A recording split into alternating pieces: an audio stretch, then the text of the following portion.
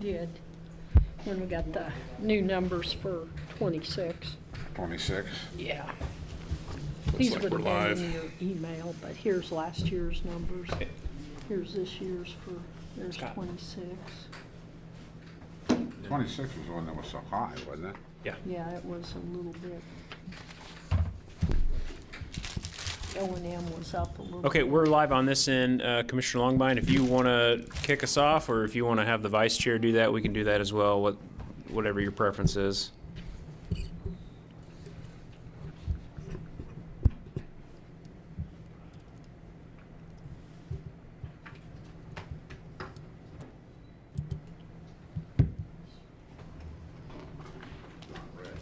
Okay, testing, can you hear me? Yes, sir.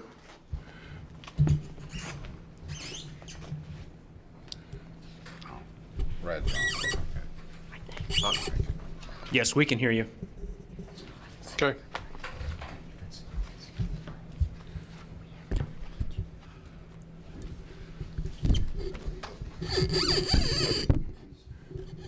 Can you hear us, Commissioner Longbind? Yeah, I can hear you. Okay. Did Would you you want like the me to vice call the chair to meeting to chair the order, meeting? or did you sort that out up there? We'll leave that ball in your court if you want to chair it from Zoom, or if you want to have the vice chair do it, or I'm happy to do it as well. So we're flexible. Okay, yeah, I think I can manage it. Thank you. Call this meeting to order of the Lower Smoky Hill Water Supply Access District. I would ask the clerk if the proper notification for the Kansas Open Meetings Act required notice has been properly provided. Yes, it has. Okay, may we have a roll call? Bill Longby, Here. Tom Toll, Here. Carl Esping, Greg Lankowitz, Here. Trent Davis, Here. Mike Hoppick, Here. Jerry Ivy. Here. Okay, we have no public hearings, so I would entertain a motion for approval of the minutes of the February 24th, 2025 meeting. So moved. Second. Motion is second. All in favor, say aye. Aye. Aye. Motion approved. New business, item 4.1.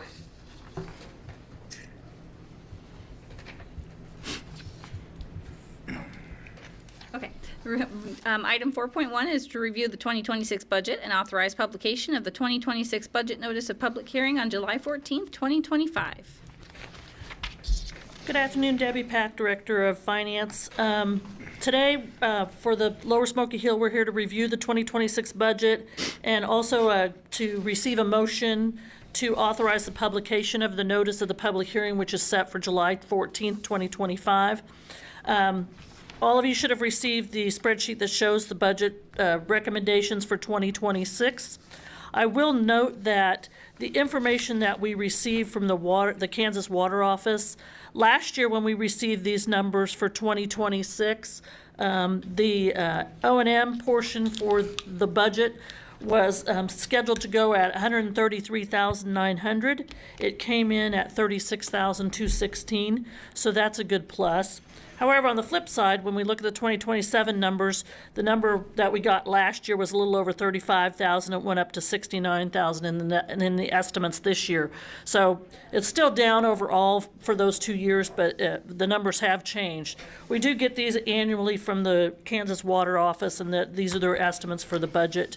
The 2025 total budget was adopted at $221,834 in revenue and expenditures. The 2026 budget is, the total is $112,563. As you can see, there's a separation between the O&M. The total expenditures for A&E for 2026 are $21,350, and the total for O&M, which is the operating and maintenance, is $36,216.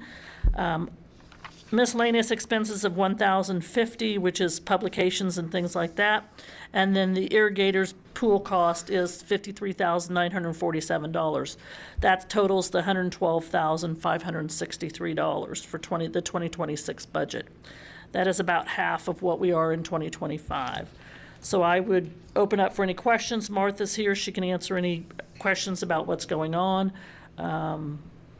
But there's really not much to it other than that. Those are the numbers we get from the Kansas Water Office, and those would be what we would expect to be billed from them in 2026.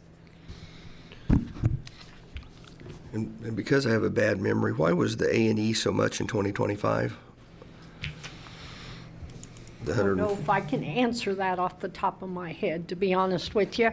because it's all, that's a pretty, 2025 is a pretty big spike, and then it's come back down. I couldn't remember.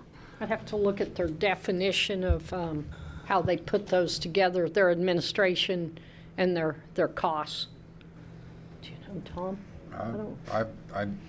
I thought that was pretty much You kind of a running number that increased a little bit once in a while.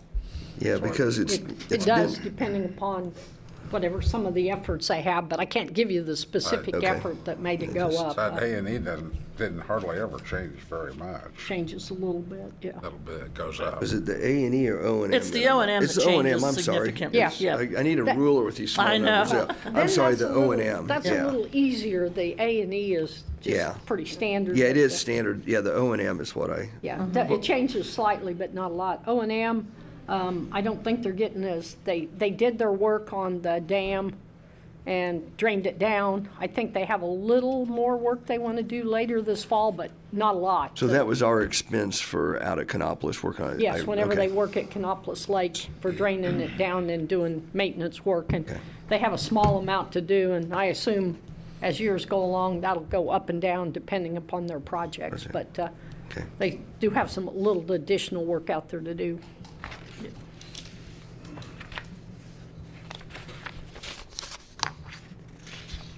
Any other questions? I'd entertain a motion to approve the budget and authorize publication of a public hearing. So moved. Second. All in favor, say aye. Aye. Aye, motion carries. Okay, review of the, item 4.2, review of the 2027 budget. These numbers, like I said, also come from the Kansas Water Office, and will be reviewed. So as I was just mentioning, with the 2026 budget, these numbers won't become final until next year, but they do give us these numbers like 3 years out in advance. So for 2027, they're estimating right now a total A&E of $69,691 compared to what they gave us last year at $35,000, and the total O&M no, that was the O&M, sorry. The total A&E is $22,204 for 2027. And like I said, we'll get these numbers revised next year, and that's what we'll actually adopt in 2027. So same concept for what we just discussed in 2026, though. So if there's any questions on that. We don't need any action on that. It's just to provide those numbers, especially for the irrigators, because they're collecting a year in advance. So they'll have an idea where those numbers are anticipated to go for next year. Okay, any further questions on the 2027 budget? Nope. Guess, do we need a motion to approve that No, review? we do not. We do not. And we did, at the last meeting, as you noted in the minutes, we did set the date for the hearing on July 14th, so we do not need to set a meeting date at this meeting. So we already have July 14th, 2025 set for the public hearing and for the next meeting of the Lower Smoky Hill. So we don't need to do that at this meeting. At that meeting, besides adopting the budget and having the public hearing, we'll also have election of officers at that July 14th meeting. So that's all the business I have. Thank you. Any other business? I don't know if Martha wants to give any updates on water at this moment. I can mention that Canopolis Lake is about a little over 2 feet above the conservation level at 1465. And so water is flowing out of the V-notch weir and providing enough water downstream to meet Tom's needs.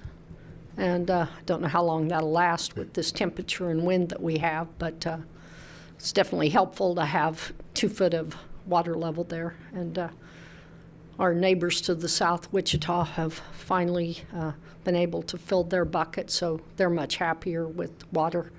I'm sure they didn't enjoy the floods. The downfall to the extra water in the downstream has created a tree pile for us that I'm sure you're all aware of, and working with the U.S. Army Corps of Engineers trying to get some ideas on how that we might address that and what our options are, and if there's any emergency type funding that would help with the costs of that.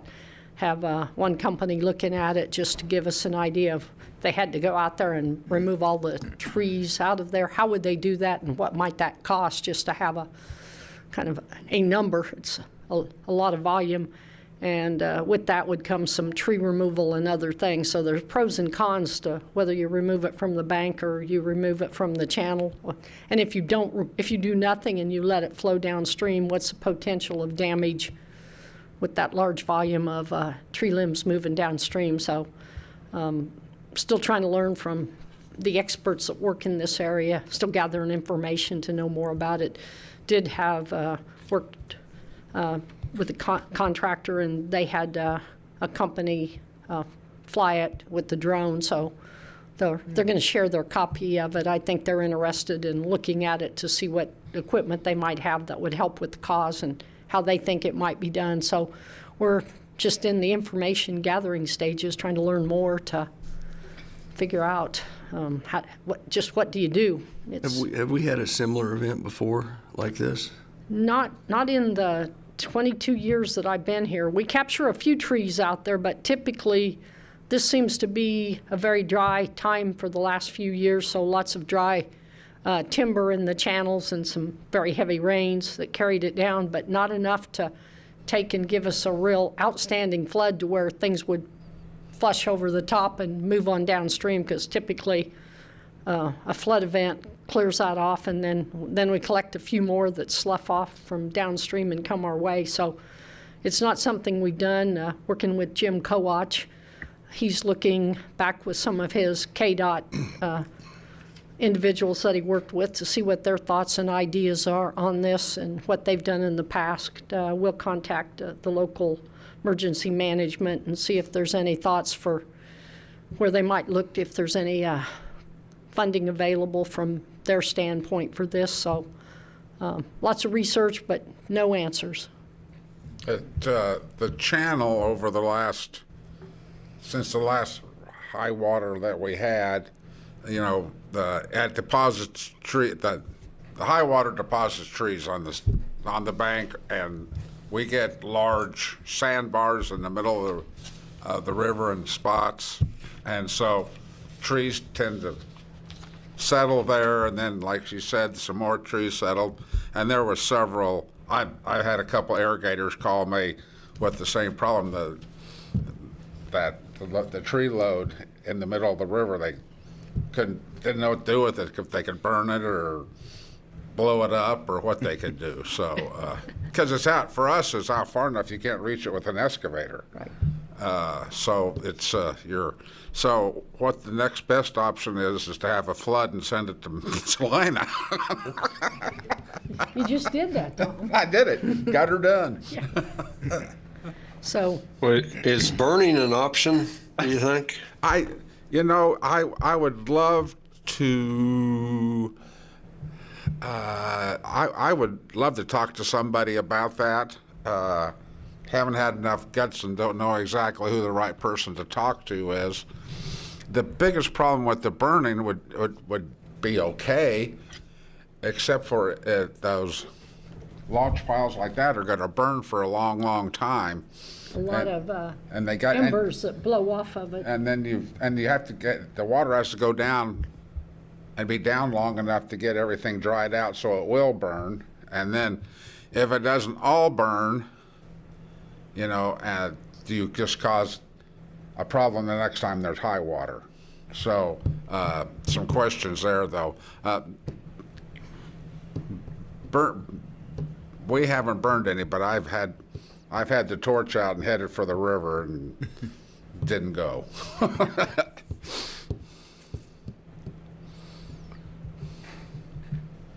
Okay, any other business? No. I would entertain a motion to adjourn. So moved. I'll second that. All in favor, say aye. Aye. Aye. We are adjourned. Thank you. Of course, there's a lot of times I use dynamite, but I'm thinking that had a shake on that hill there. Well, I was going to say, that's the other one that we had talked about for some of these. I understand it's 2:30, so I'm assuming We're ready if you are. It'd take it. Because I asked the chamber if they're ready. certainly, let's keep it rolling. Fix the problem, put the guy down.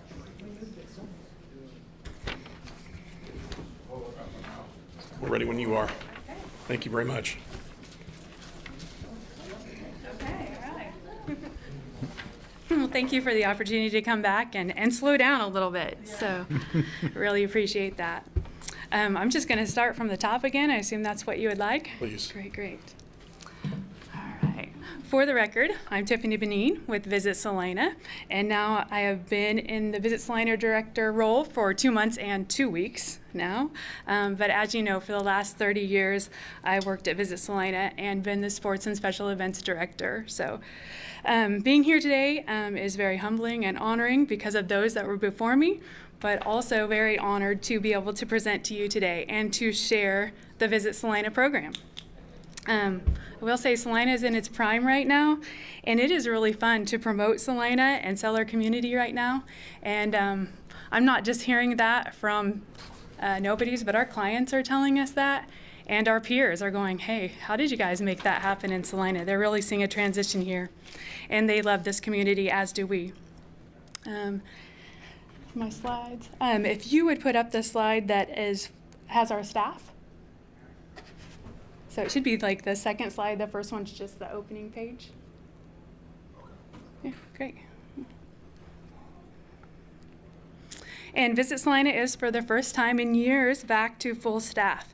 There is certainly a new excitement in our office. We have a young group and a new group, but also very energetic and very enthusiastic as a team. And on the slide that you see up there are our starters, or our full-timers. Marcus Petty, I have him actually here today with us. He is the Director of Marketing. He began May 1st, and his background is in integrative marketing, and he will be the leader of the Community Marketing Initiative program. Samantha Euler is not here, but she's our Sales and Service Manager. She has been in this role for 4 months, but 2 years before that, she was also with us helping as support staff. But now she is the Sales and Services Manager. She'll work with conventions, with meetings, with the ag group, and with the military. Cassie Kaiser, also not here, but she is our Destination Support Coordinator, and she's been here for about 4 months and helps all of us with a lot of different things, kind of call her the utility player.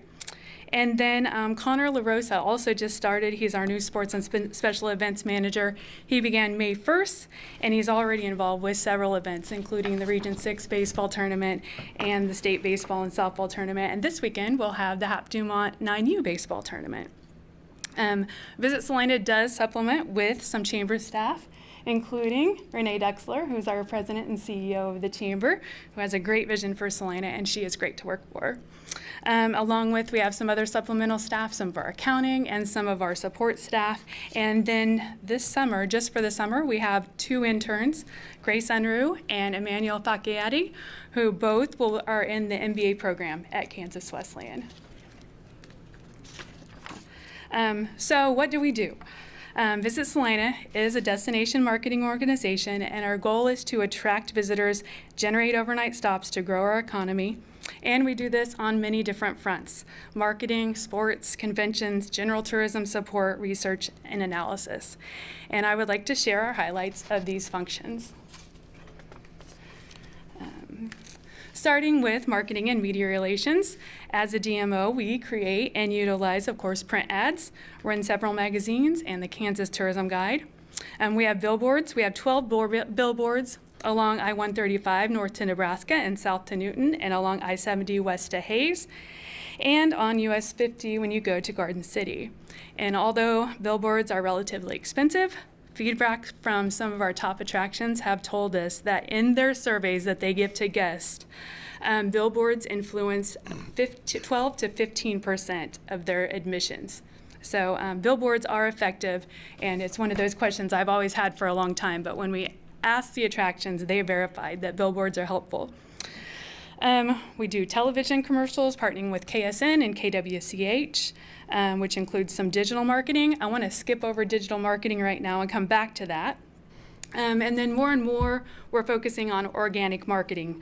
We're often involved bringing in travel influencers and setting their itinerary. A couple popular influencers that you may be aware of, Vanessa Whiteside does One Delightful Life, and she's a blogger. And Joel Goldberg, you may know him as the guy that interviews the Kansas City Royals when they're doing the Salvi Splash after the game. He spent a day here and had a great time. We also, of course, share a lot of visitor content and testimonials and all of those things that are considered organic. Last but not least, Visit Salina is and does advocate for tourism and tourism marketing via the Travel Industry Association of Kansas, the Kansas Department of Commerce, and the Travel Kansas office, and then a lot of coalitions like Sports Kansas, Meet Kansas, Kansas I-70, and others. I do want to go back to digital. We have transitioned and significantly expanded our digital marketing. And I'm hoping you've noticed in this presentation and elsewhere that we've implemented a new campaign called Made for You. And it's all about all the things that Salina has for you: creativity, convening, competing, art, entertainment, sports, eating, relaxing. All of that is made for you. And because digital marketing comes with a great tracking mechanism, we know that this campaign is working.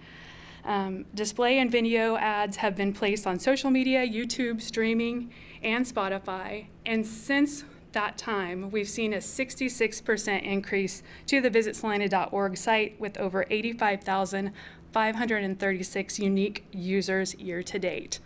So that is just this year we've seen that. And it's also yielded, maybe more importantly, a 28% increase in our click-through traffic, which means that visitors are staying on our pages longer, and they're going to the pages we want them to. They're looking at our sports and our meeting planner's guide, as well as what to do, where to eat, and where to stay. All right, we'll move on to sports and special events. Next slide. In sports and events, we're certainly seeing a positive trend.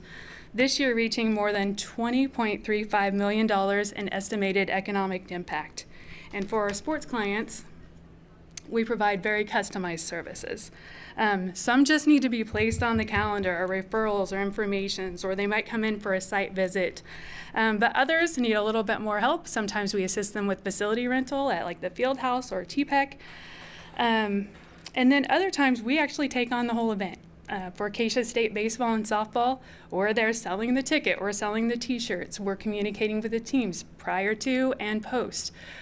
We're helping give away the awards at the end.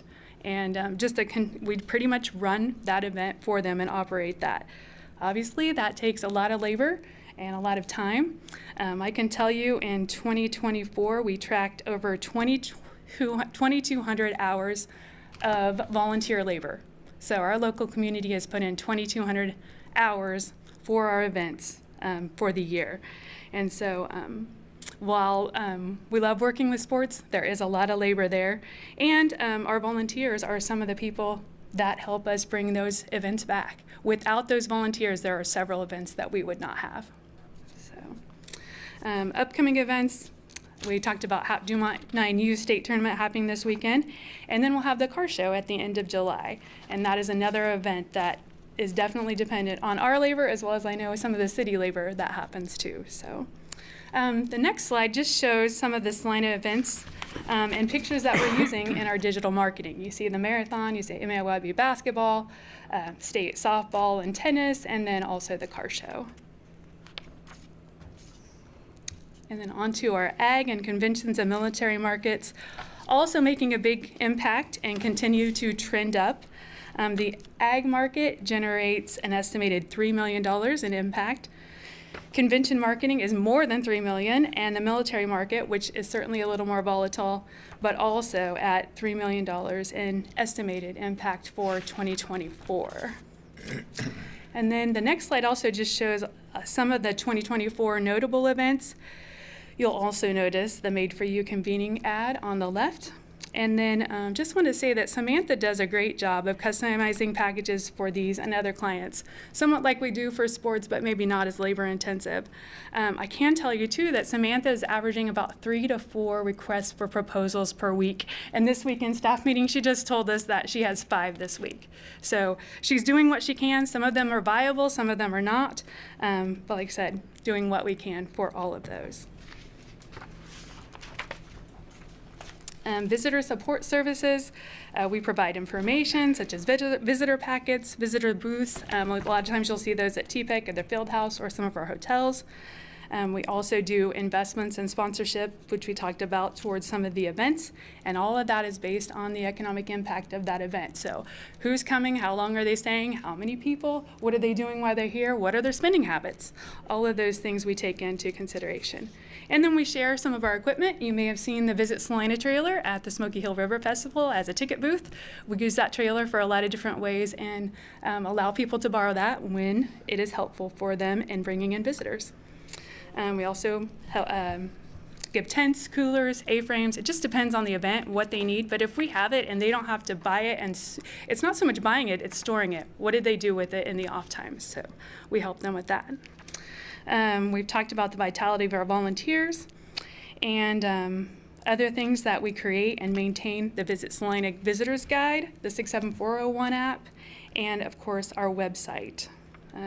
Cassie in our office also does a great job of updating the accommodations list and all the amenities that are in those hotels, as well as our restaurant list. So if you ever need something like that, please let us know and we'll get you that. All right, the next slide, the big one. The Community Marketing Initiative is going to elevate us. It's what I would call a game changer, and moving forward with our partners, such as you, the county, downtown, and our members, this program is going to be an in-house marketing group with the sole purpose of marketing our community as a whole. Marcus Petty will be leading the program and is in the process of developing right now job descriptions, and we'll be hiring soon a web and graphic designer, as well as photographer and videographer. The CMI will include the creation of a new website with new collateral that will encompass our sole brand for Salina.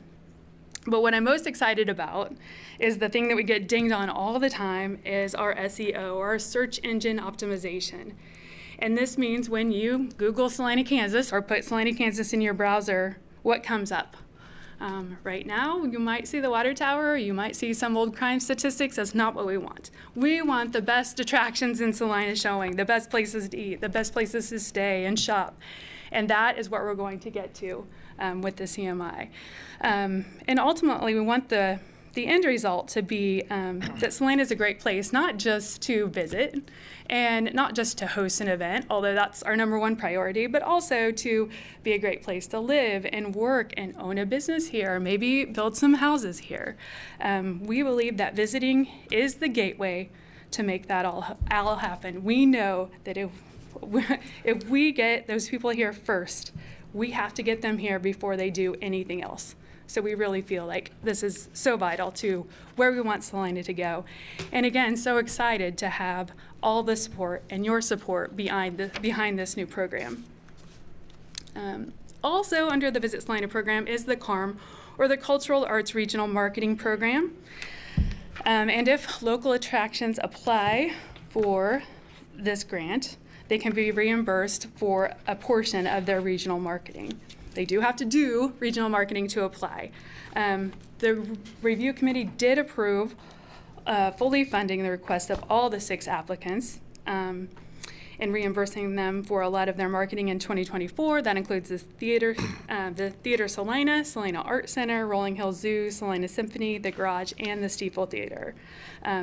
We love working with these attractions, we love promoting these attractions, and we love when these attractions promote each other.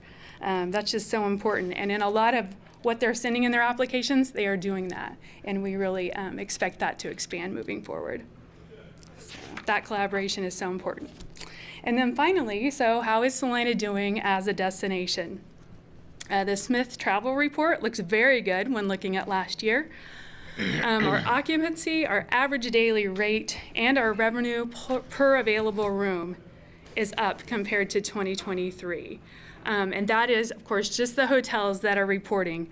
But we have about 2,200 rooms in Salina. 1,615 of those are reflected in this report. Our premier set also looking really good, and our premier set is the 7 highest rate properties. So there are 638 rooms in that. And in all of the statistics, you can see that the RevPAR is up, but in that premier set specifically, it is up by 7.7%, which is really positively significant. All right. Also wanted to look at, this is data from a program called Placer AI, and we recently subscribed to this tracking software. It's a new option for us. It tracks visitor data, and it mostly uses device. There's other trends as well, but mostly it uses the phone. And it can't track anybody that is under 18. So in this slide, we're looking at only visitors that are spending the night and coming from beyond a 75-mile radius. And visitor nights are averaging 1 to 3 nights per trip, which is good. But perhaps more surprising, if you look at where our visitors are coming from, the locations our visitors are coming from, take a look at the top 10. Kansas City is number 1. Kind of makes sense, high population density. I probably wouldn't have guessed it as number 1, but it is, with 56,000 overnights. Number 2 is Wichita, makes sense. Number 3, Manhattan, makes sense. But look at number 4, from Denver, Aurora, and the Lakewood, Colorado areas, more than 25,000 overnight trips. That's really good. It beats Topeka, which is number 5. And if you look down at number 9, Colorado Springs is there, again, kind of a nice surprise. And even in the top 10, St. Louis, Missouri, with over 11,000 overnight trips. So I just felt that was worth sharing. It certainly helps us know where to place our marketing investment. And those are the kind of statistics that we can get from Placer AI. Placer AI also gives us a lot of demographic data. If you take a quick look at the demographics, the age group of 31 to 40 years old makes up our largest group of overnight stays at 29%. 41 to 54 years old, close behind at 28%. And then I like this statistics, look at the household income. 24% of our overnight visitors make between $61,000 and $90,000 per year. 20% earn $41,000 to $60,000 per year. And then 13% make over $90,000 per year. So 1/3 of our visiting households are made up of 2 people, and another 30% of our households that are visiting are made up of 3 to 5 people. I think a lot of that's sports families. Ethnicity, those that identify as far as white, makes sense. They 66.7% of our visitors, which is not surprising. But if you look at the Hispanic market, it's 15.8%, and our Black is 7.7%. So our visitors are maybe younger, wealthier, and more inclusive than one might anticipate. Certainly more than I might have thought without the statistics. Again, just helps us target our audience. So in the final slide is a graph that represents the Kansas Department of Revenue transient guest tax for Salina since 2019. And you'll see recovery in 2022, as expected. And then for 23 and through 24, transient guest tax is basically flat. A lot of factors go into that. Do hotels report? Do they do that timely? All of those things. And if I had a sneak preview of 2025, which I did take a look at before I came over here, I'm really optimistic about 2025. But 2023 and 2024 are flat. And I think this will serve as a good benchmark for us moving forward. And because of that flatness, if you want to go on to the next slide, Commissioners, we are requesting the same budget allocation for 2026. Our total request for funding is $1,140,000. $750,000 of that for Visit Salina and our CVB operating budget. $240,000 for the Community Marketing Initiative, $150,000 for the Cultural Arts Regional Marketing Grant Program. And again, this is a flat budget amount compared to 2025. And I'd be happy to stand for any questions. Thank you. Any questions? No questions, just compliments. All Doing a right, good thank job. you. On the funding, we have that new agreement, so I guess some of that figures into all this then, and so Yes, it does. that'll, Thank you.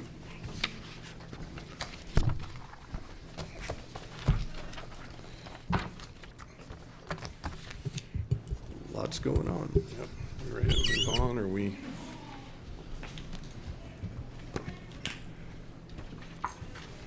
He sat down, so you know this is about to get serious. So.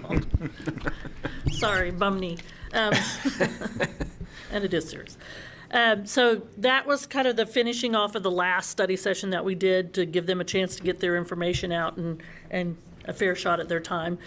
Today, what we're going to look at in our study session is really some answers, some direction. Sorry, I got to find the right one.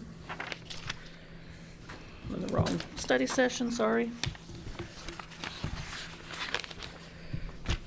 No, I'm in the right one. We're going to look at the health fund, we'll look at revenue neutral, the rates that have coming in, and we'll look at the non-personnel funds. And then we've been asked some information about the animal shelter donation fund and the possibility of a risk reserve fund. So we'll take a look at that in today's study session, or as much of it as we can get through in today's study session, just so that we can kind of start wrapping up some of the numbers and putting those final numbers together from your direction. So the first item that we'll take a look at is the personnel. As we provided to you back on June 2nd at the study session then, the proposed budget does include 2% cost of living and a 2% maximum merit. The total cost of that personnel for all funds is a little over $45.5 million. The cost of 1% of a COLA, just so that you can have an idea of if, when making decisions, what that's going to do, is about $361,000 over all the personnel funds, and the cost of 1% merit is about $143,000. So from you, what we need is commission direction on whether you want to move forward with that recommendation of a 2% COLA effective January 1st, 2026, and a 2% maximum merit. If you want some other combination of those numbers, or if you want to provide no increases for staff for 2026. And just a reminder from the previous study session, we have last year's in 2024, those numbers were a 4% COLA and a 3% merit, and that 7% rate is what we've done over the past 2 years. The year prior to that was a 5%, so we've been 5-7-7. So we've been pretty aggressive in those numbers to keep us kind of level. So when you drop down to 2, then you might hear some muffling, but that's kind of where our mind is going with that. So if you could have that conversation and give us some direction, we would appreciate that.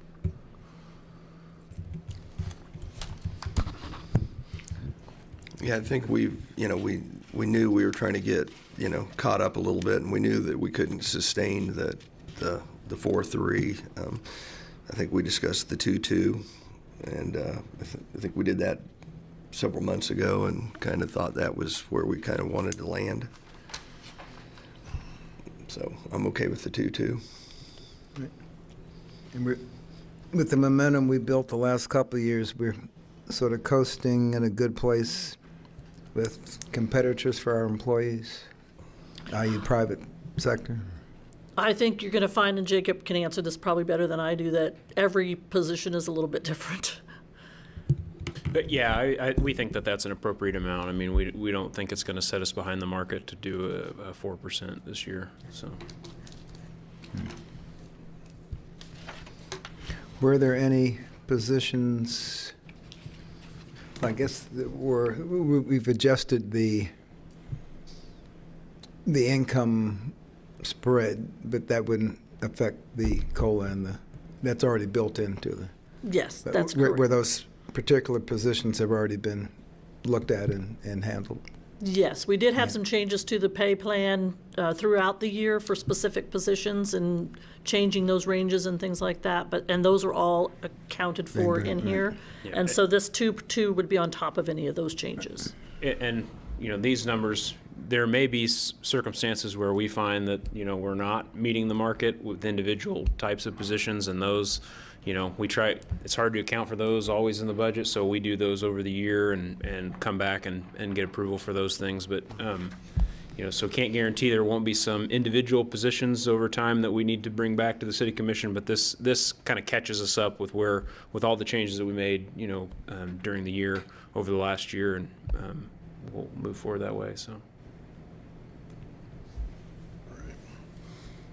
Any more questions or comments on that issue?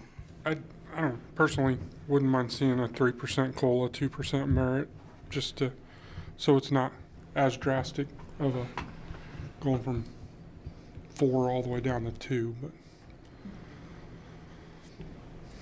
Well, presumably, I mean, if this has a negative effect, we'll reassess and course correct the next year. I mean, that's just kind of part of the process. But if, hypothetically speaking, if there was if we saw a very drastic drop in new applicants and retention and became an issue, then I'm assuming we could, again, course correct. Yeah, we could certainly make adjustments if we needed to. Okay. Thank you. And I think that in terms of employee retention and recruitment, we're going to have to keep up with our wages for workers.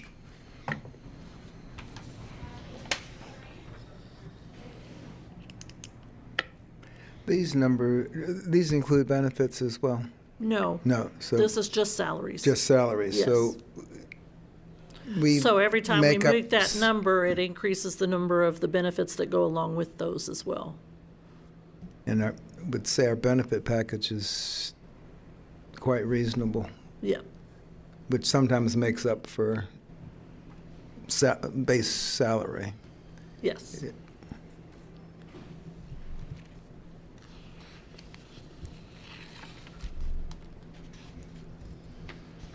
So is there a consensus at 2 and 2, or you want us to go back and?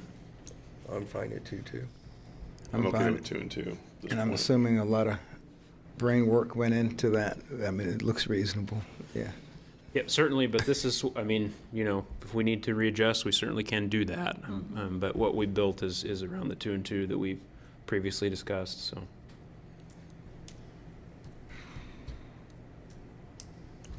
And that's why I provided those individual numbers for you, so that if you chose to do a 3% COLA, you know that the effect on the general fund itself is $290,000. That's roughly $500,000. Well, a little less than $500,000. But that's why I provided those individual numbers, so that you can kind of see as you make these decisions with the numbers that we've provided, how that kind of affects those numbers as we move along. Do you know off the top of your head what percentage of our general fund budget this represents? About 75% is our personnel costs. Okay. That includes benefits, that 75% number, yep. And is my mic on? The dollar amounts you give us, that's if we're fully staffed, or is that based on current staff? Because I know we always have that gap between fully staffed and. It's based on current staffing with vacancies in some departments. So we look at each department and kind of determine where they kind of fall as far as a percentage of vacancy. So for example, the finance department, which is typically very stable, we would not have any vacancies in that particular department. There's some that we do budget at a certain vacancy level. So it's kind of a mixture of both. We start with what's currently employed, though, and then add a percentage of the vacancies. Okay. Thank you. I think we have a consensus on that. Yep. All right. 2 and 2? Okay. So the next 3 or 4 slides, I wanted to provide you because this isn't information that you've been provided before. As we get into the discussion about how we're going to fund outside agencies, I wanted to provide you, one, where those funding sources are and what those budgets look like at this time. That's why these are kind of thrown in there kind of randomly. The first one is the Sales Tax Economic Development Fund, bless you. And from this, we fund SCEDO and SDI. And with the current requests, at 100% of their request, the budget for 2026 is $462,000 revenue, $475,000 expense, which would leave that fund in the negative of $13,000, which means basically we're going to use up that fund balance. Like I said, that's at the full requests of those 2 particular agencies. The next slide shows you kind of for this particular fund what our funding history has been. SCEDO and SDI are the consistent ones. As you recall, in 2024 and 2025, we did have the Salina Airport overnight flight initiative that came out of there, so that has an effect on that fund.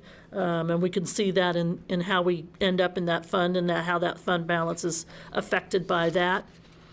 The next one is the Tourism and Convention Fund. Can we go back to that? So Sure. If we do what has been requested, we're anticipating our ending fund balance to be $568,000. Correct. What's our target balance for that?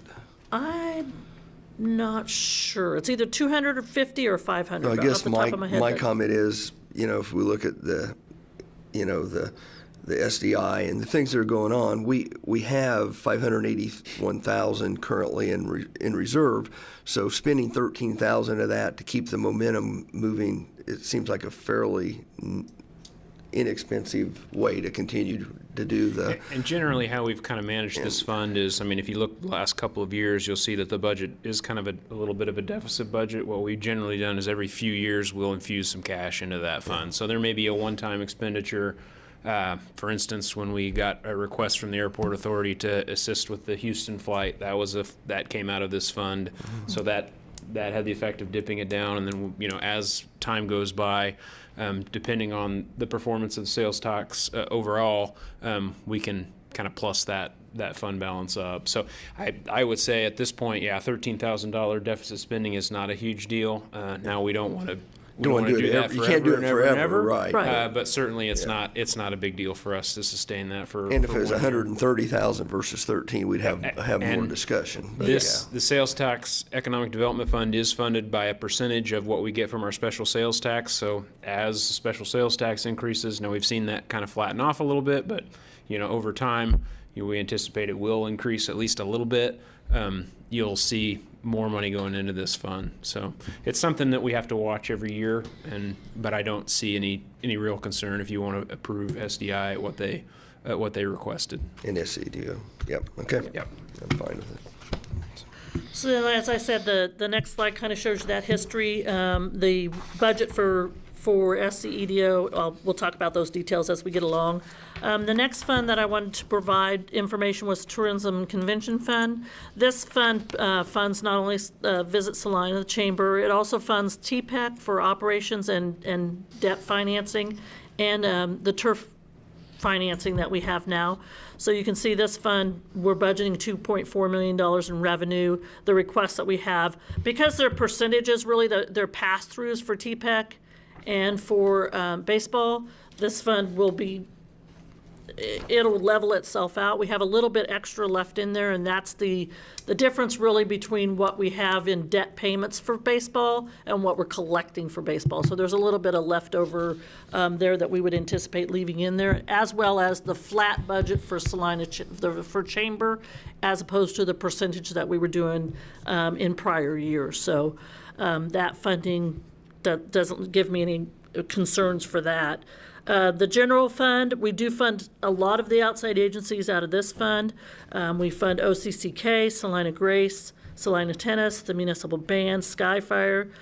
We've included the Salina Liberty request in here, as well as the United Way request. Those numbers are all included in this budget number, the 2026 proposed budget number. leaving that fund deficit at $660,000. As you recall, we showed that about $620,000 of that deficit are one-time projects. It was the comp plan at $500,000, and we have a project for medians through parks that's about $120,000. So we anticipated that number would be a deficit, but that's where we kind of landed with some of the other shuffling that we'll talk about within the rest of the budget here.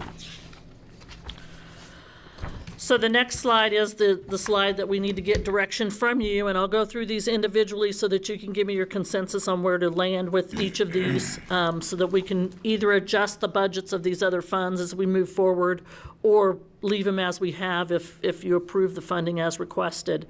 So I'm just going to go through these in the order that they're on here. So Salina Grace has requested $90,000, which is a 0% increase over their request, or what they were approved in 2025, and that funding is from the general fund. I'd say it's a bargain and approve that amount. I concur. Fine with that?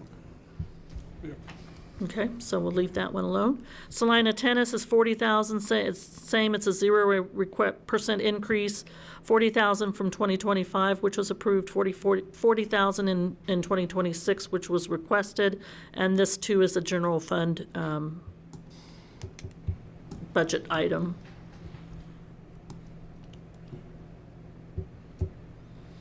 I have no problem with that number. Mine is if we took that in-house, we'd spend $40,000 on personnel and everything else, so I'm fine with that we're not Yep. programming that. So 40. OCCK, their 2026 request was $1,058,593. Their 2025 approved amount was $963,000. This is a 9.96% increase over 2025. I have a little problem with that, and part of, and I guess maybe I need some direction, but when they were up here discussing, they talked about the paratransit and how that could be used at the airport, and there's some dollars there. I'm not sure we're in the Uber taxi business, and I kind of feel like we're getting into that a little bit more with the paratransit, and I would probably like to cap that at $1 million and get more information. I don't know how many rides they actually give from the airport, or that they have people standing by waiting for those airport runs. Now, the paratransit, all their riders are pre-qualified, as I'm understanding it. Are they not? I believe that's correct. I get confused Just- on which ones are which, I mean, but I one of believe us that's could not true. just, fortunately, could not just Yes. Yeah, I dial them know. up and say, hey, I need a ride. I think there's probably more of a need for those services than we would probably think when you look at all the largesse we have in this community, to think that there are that many people who need that assistance. I mean, I'm sure, any benefit program, there's some you could weed out. But, I mean, it's a lot of money, but when you see, I was picking up someone from the airport on a flight that came in real late, and around midnight, and there's this green bus dropping folks off at Schwann's. And I said, okay, I guess that's their way to work. I mean, it's a good service to have. Of course, that's the bus, it's not the paratransit, but I mean, I don't know what's in that $58,000. That would be, I guess, without micromanaging the budget. Well, without question, it's a valuable service, and I think the only question I have is in terms of continuing years, if that paradigm of 9%, 10% per year is sustainable. I'm sure the demographics of people using this are folks that really kind of need a hand up, so to speak, a lot of times, and philosophically, I'm all about that. So I don't know if that that $58,000 is, I guess what bothers me is, we've asked most of our departments to sharpen their pencils and to try to lower their costs and to ask all of our departments, within the city to do that, and then to just, the OCCK, I think, was fairly substantial last year, too. I mean, it's always, and we always kind of question, there's routes to Concordia, how's the money being accounted for? To me, it's just a way to say, maybe you need to sharpen the pencil a little bit. We ask our department heads at the city to do that. that's a fair point. I don't think we have.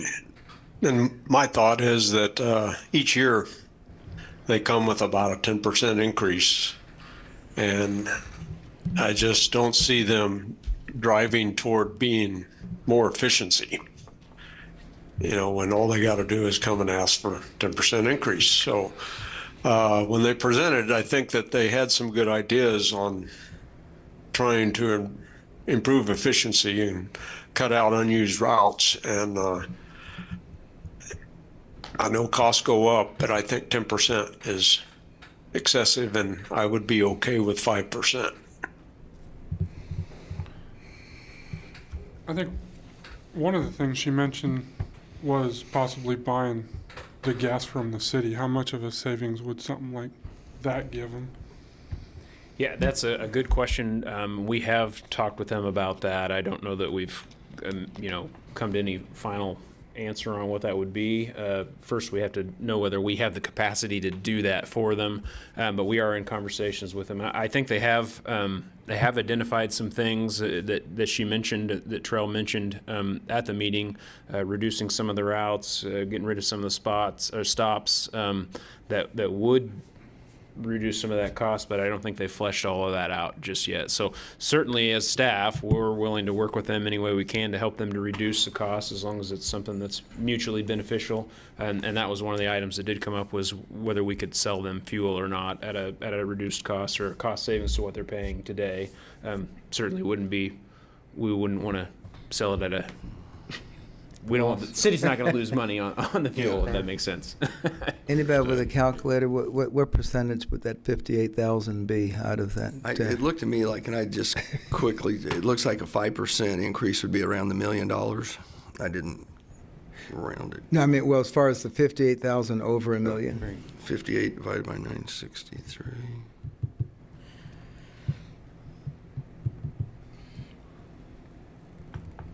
A 5% increase would put them at $1,011,150. If we take away the 58,000, it's a 3.8% increase. I did just do some of the numbers. In 23, we gave them a 4.1% increase. Or 23. In 24, we gave them a 9.9% increase. In 25, we gave them a 2.8% increase. So it kind of goes back and forth a little bit. And I with think those that numbers. 9 was so that they could pay their drivers an adequate Yes, CDL. increase their driver wages. Or, the main cog in their system was going to disappear, which was the drivers. Yep. And of course, that brings them up, so I mean, they're already included in, they've been brought up, so wouldn't see the big need for that specific purpose. Her information that she provided did say that the considerations were a 3% cost of living increase, health insurance subsidy increase, driver longevity, route restructuring, and software were some of the items that she listed as part of the consideration for those. And I think in 2024, they had to raise wages to be able to recruit and retain drivers. And so, like I said, I would be okay with 5%. It'd be hard to justify giving the city employees a 2% cost of living and OCCK giving them 3%. Yeah. Good point. Yeah, it's, based on these comments, the prudent decision would be to do a 5% and then encourage that conversation pertaining to fuel allocation or sourcing. That's my opinion. I could live with the 5, I That's guess. Okay. Okay, so 5%. Okay. The next agency is SCEDO. Their request for 2026 is flat over their 2025 at 300,000.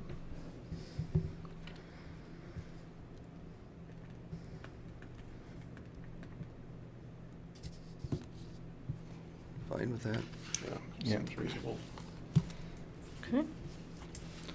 The next one's SDI. I split these because there are two different percentages. For supplement, they're requesting 90,000 as compared to 80,000, which is a 12.5% increase. And then for the facade grant program, they're requesting 85,000 as compared to their approved 2025 amount of 60,000, which is a 41.7% increase.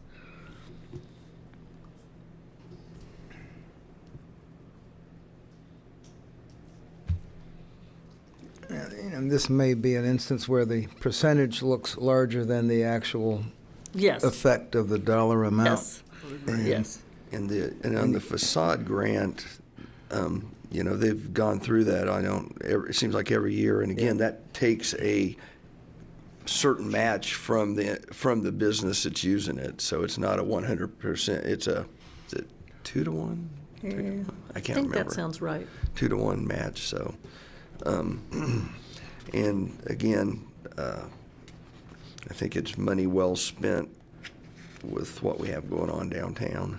And again, we're talking, minimum dollars, I guess. I would agree. And we've Yeah. got such great momentum in that district. I mean, this seems reasonable to me. And I know just the downtown looks better. I mean, they have the baskets up to keep the downtown clean. I don't think we want to have to do that as a city.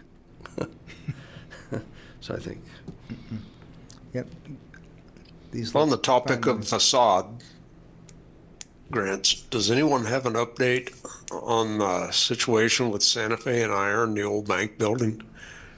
It appears that whole project has ceased. I do not have an update on that. I can get one for you. I haven't heard anything about progress on that in some time. I do know that they have been awarded a facade grant from SDI. They just haven't used it just yet. So I know that is a project that is included in this. But I can get an update for you. Well, I wondered if they ran out of money or what, but it's, Yeah, Kinda like- I believe at one point they had applied for some housing grants to do the upper floor apartments, and those didn't work out the way they anticipated they would. And I think they were going to try and to do that again for the next round, but I just haven't heard anything in some time. But I'll find out. I'll get some information on that and report that back to the commission. okay, thank you.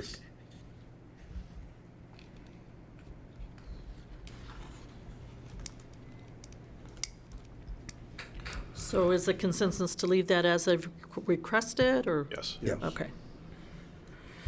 Then the Salina Chamber, as you just heard, they're not asking for an increase, so their total is $1,140,000 as was approved in 2025. Leave it as is. Good with Okay that. with that. Okay, municipal band did not request an increase. Theirs was raised to 25,000 about 2 years ago, maybe, and that's what they're requesting again for this year. I'd leave it right where it is, yeah. We're all okay with that? Okay.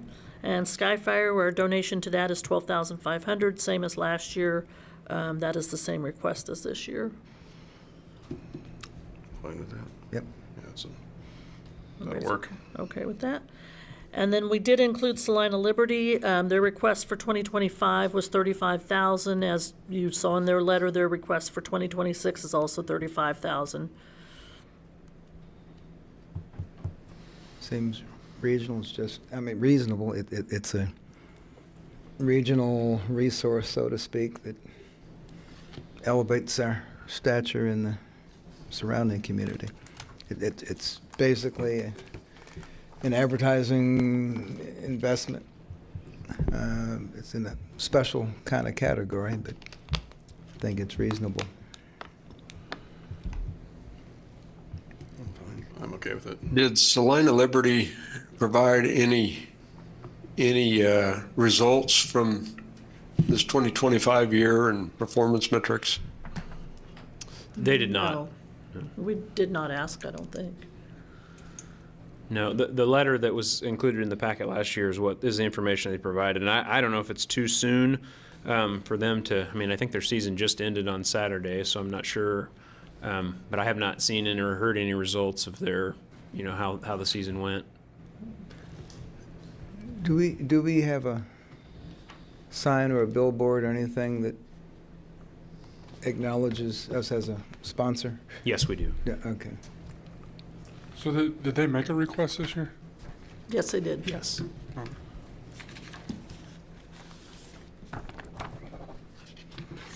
Yeah, I think it would be worth finding out if they're just draining cash or if they're performing and going to continue. Yeah, and it wouldn't be a bad idea to get some attendance figures and stuff too. Just get some overall information from them if we could at some point. Most everybody supplies us with a little bit of information. Yeah, we can ask for additional data. Yeah. So do you want to delay the decision on this one until you have some additional data? Or are you prepared to I'd give us direction approve it today? unless you find some very disturbing news otherwise. I would agree with that thought. Just approve it with the condition of, hey, we're going to need some quantifiables at some point. Yeah, I'm sure they can provide some data. We'll request that and provide it. Okay, and then United Way, when they were here earlier in April giving us an update, they did request $50,000 as opposed, compared to what we had donated in 2025 of $500,000. Was that 50 going into the endowment, or was that going into because that's for childcare, correct? Yeah, so the way that they explained the additional funding was a portion will go into the endowment and a portion will go into the operational. I can't remember the percentages that they said, but they said that basically the request that they were making from the city at this point was kind of in terms of what they've gotten from some of their other large employers. And since we are a large employer as well, they kind of took that approach. So I think a portion of it, but I can't recall what the percentage was that would go into the endowment. And they're trying to address a problem that's not going away, so I guess. Agreed. Yep. So that one's okay? Okay. So the next decision point or direction that we're asking for, and I made you think back to this or pull out your paperwork, is the comprehensive fee change requests that were provided to you on June 2nd. I hoped you all had that and could look at it. So all we're asking is if you want us to move forward with that direction as we presented, if you had any changes to that request, or the last option is to have no increases in 2026, or if you have any other questions or specific items on those requests. Yeah, when we went over that, I don't remember having any concerns with anything that. We did not off have any the- questions or concerns that we had noted from you, so. Yeah. Yeah, and there was no request for additional information on any of that when we presented So I think it, we're so. fine, based on the presentation that was made. Okay.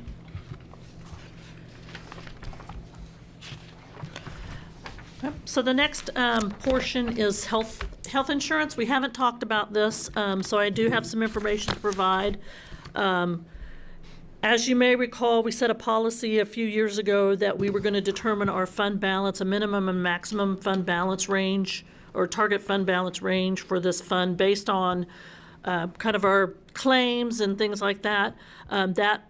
That process was done. We did calculate that for year ending 2024 based on the 2024 actuals. That range came in from 2.9 million as a minimum to 3.5 million as a maximum. And the fund balance came in at just a little shy of 2.9 million. So we were about $61,000 shy of our minimum fund balance, which we thought was really good. We didn't see any need at that time. Our policy allows us that if we come outside of that range, either high or low, that we could come back to City Commission for direction on to do something. But with that amount, we did not feel that there was any need to do make any adjustments at that time. We have had consultation with our Bob Charlesworth, our consultant. He's estimating that claims will increase 7 to 8% in 2026.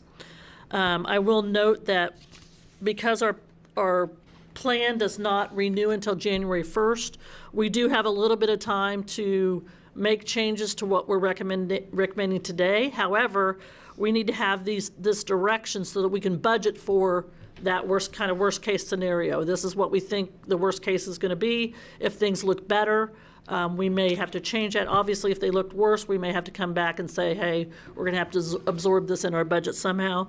But the reason we bring it today is because we need to be able to budget these numbers within the funds of the city to pay for the cost that the city has to pay for.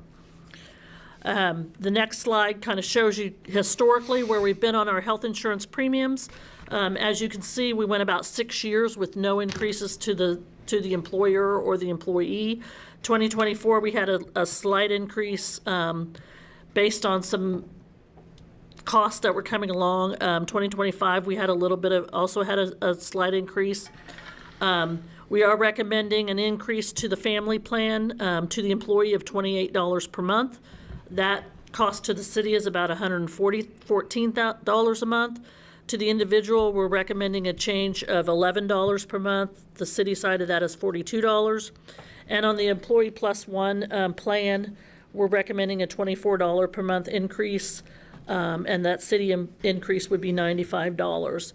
And just for a point of reference, we wanted to show you that a 2% COLA at the lowest pay rate that we have, which is a grade 101, $17.05 an hour, is approximately a $59 increase just on the COLA side. So that would start January 1 for those employees that are at that level. I don't know how many are at that level, but that's the lowest level that we have to calculate that on. The health fund is it's a difficult fund to manage or to budget for because right now we only have a half a year's worth of history. So, and because it's self-funded, we're going to pay out whatever claims happen over the year. So if you have a good year, your fund balance goes up. But if you have a bad year, you see your fund balance maybe go down a little bit. We didn't have a terrible year last year, but it was higher in claims than it had been in the previous few years. So we saw that fund balance go down, and now that we're seeing that, we feel like we need to react with a little bit of a rate increase. Obviously, we don't want our employees to cover all of the increase, so part of this will go back to the general fund budgets and enterprise fund budgets. And if we get to the end of the year or closer to the end of the year and we're seeing that our experience is better, then we might be able to make an adjustment and say, okay, we don't think we need that much. So it's one of those things we have to plan for now, but we should be able to take another look later in the year and go, okay, if things work out well, if we have a good year experience-wise, maybe we don't need to increase as much, that sort of thing. Yep. And again, I can't remember, have we adjusted our deductibles and co-pays at all on this, or have we stayed fairly So we haven't adjusted our deductibles in some time. Co-pays, I think we're 50-50 copay already. So we're up to a certain amount? Up to a certain amount. That is a discussion that we had about whether we should take another look at plan design. So at this point, we don't really think changing the plan or doing plan design is going to save us all that much money. So it really will cause more consternation maybe than the benefit that we get. But as insurance renewal time starts to happen, which is early in the fall, once we start having those conversations, we can look at plan design and see if there's an impact that would make sense, but not harm the employees. Again, it's always hard to communicate this sometimes with the employees, but we really our premiums for the employees are really pretty good compared to a lot of private sectors. So, when we're talking about a 3% COLA increase, you got to remember that we're not increasing the health insurance much. I mean, there's some places that health insurance premiums have gone through the roof. Mine, for example, and we're going to have to do some really hard soul searching to see what we do. Well, that sometimes is a major deciding factor in the decision where to work or where to keep working. And that's why we need to make sure we get that out to the employee, that they understand the benefit they're getting there. So, yeah, I will just add, Natalie Fisher, Director of Human Resources. Our last plan design change, I believe, was 2017, and it's when we also were able to add the +1 tier for our employees. And that was when we transitioned to a 50-50 share plan. And that is currently up to $2,000 for an individual, or I believe it's $5,000 per family. During our renewal process, consultant Bob Charlesworth did say we might want to find out what impact bumping that to a 3,000 and a 6,000 level would do for our plan. We look at reports. We don't necessarily see names associated with those, but I will say a lot of what is causing some of our health claims to trend up is pharmaceuticals. And we're not alone. Some of the pharmaceuticals are just horrendously expensive. The other thing I will add too, when we're looking at that plan design change, you might recall, those of you that were on the commission, and I believe it was discussions in 2021 because we were still in the COVID Zoom approach. We did add Blue Cross health insure or the prescription to our health plan. Prior, we'd had it to another third party, but we did that to get the stop loss coverage. And at the time that we moved that, we also did cap the out-of-pocket expense for the employee, for like a family to be $10,000 and individual $5,000. So we did put some mechanisms in place that, might be increasing our expenses a little bit more, but hopefully it's the employees that are using that can speak to it, and it is providing more of a safety net than what we had previously. And we now have stop loss that a few horrendously expensive drugs won't bankrupt our plan, our fund now, because we do have that stop loss coverage in place.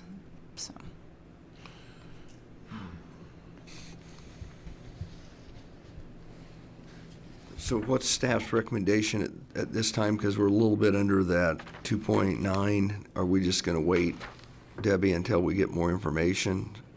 Well, we need to budget a number, so we would need to budget what this number was going to be, as far as whether that's both on the city side and the employee side, in order to be able to finish our budget for next So year. basically, So our recommendation is to go with those dollar those amount dollar changes. amounts, and then we're still going to have to look. And we're as we still going to get- have to look and see if that's really the number that's going to get us there. And so if that dollar amount's short, how do we fund that shortage? We'd have to take a look at that rate change again, and if it's an increase, then from the city side or the fund side, we'd either have a budget amendment, or we'd have to make up that savings somewhere else, or if we were lucky, our revenues would come in a little bit higher to cover those. Yeah, or we dip into the fund balance. Or a we little dip into bit. the fund balance. So there's nothing, the fund balance recommendations they're nothing hard and fast. We Right. can always dip into that a little bit and see True. which is kind of what we did last year. We dipped into it a little bit. Hopefully, if, everything works out this year, we won't see that decrease even further, and we'll kind of grow it a little bit, based on experience.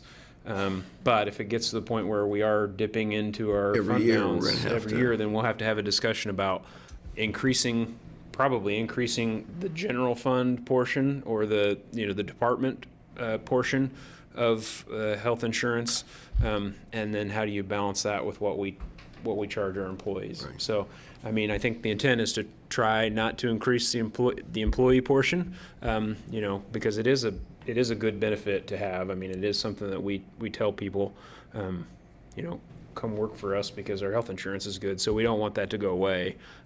But right now we're okay. We're still on that line. We just need something we'll just have to continue to watch. So I guess with that being So said, the next slide just shows us what that fund, with that budgeted number, including the increases that we're recommending, what that does to the fund, and it basically makes it a balanced budget for 2026, assuming that the premiums go up as well as the claims go up.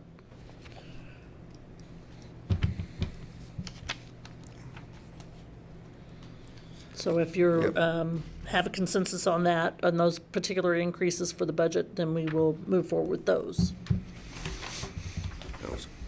Sounds I good. concur. Yeah. Is the estimate 7-8% increase in claims, is that the number of claims or the amount of dollars? The amount, Okay. the dollars.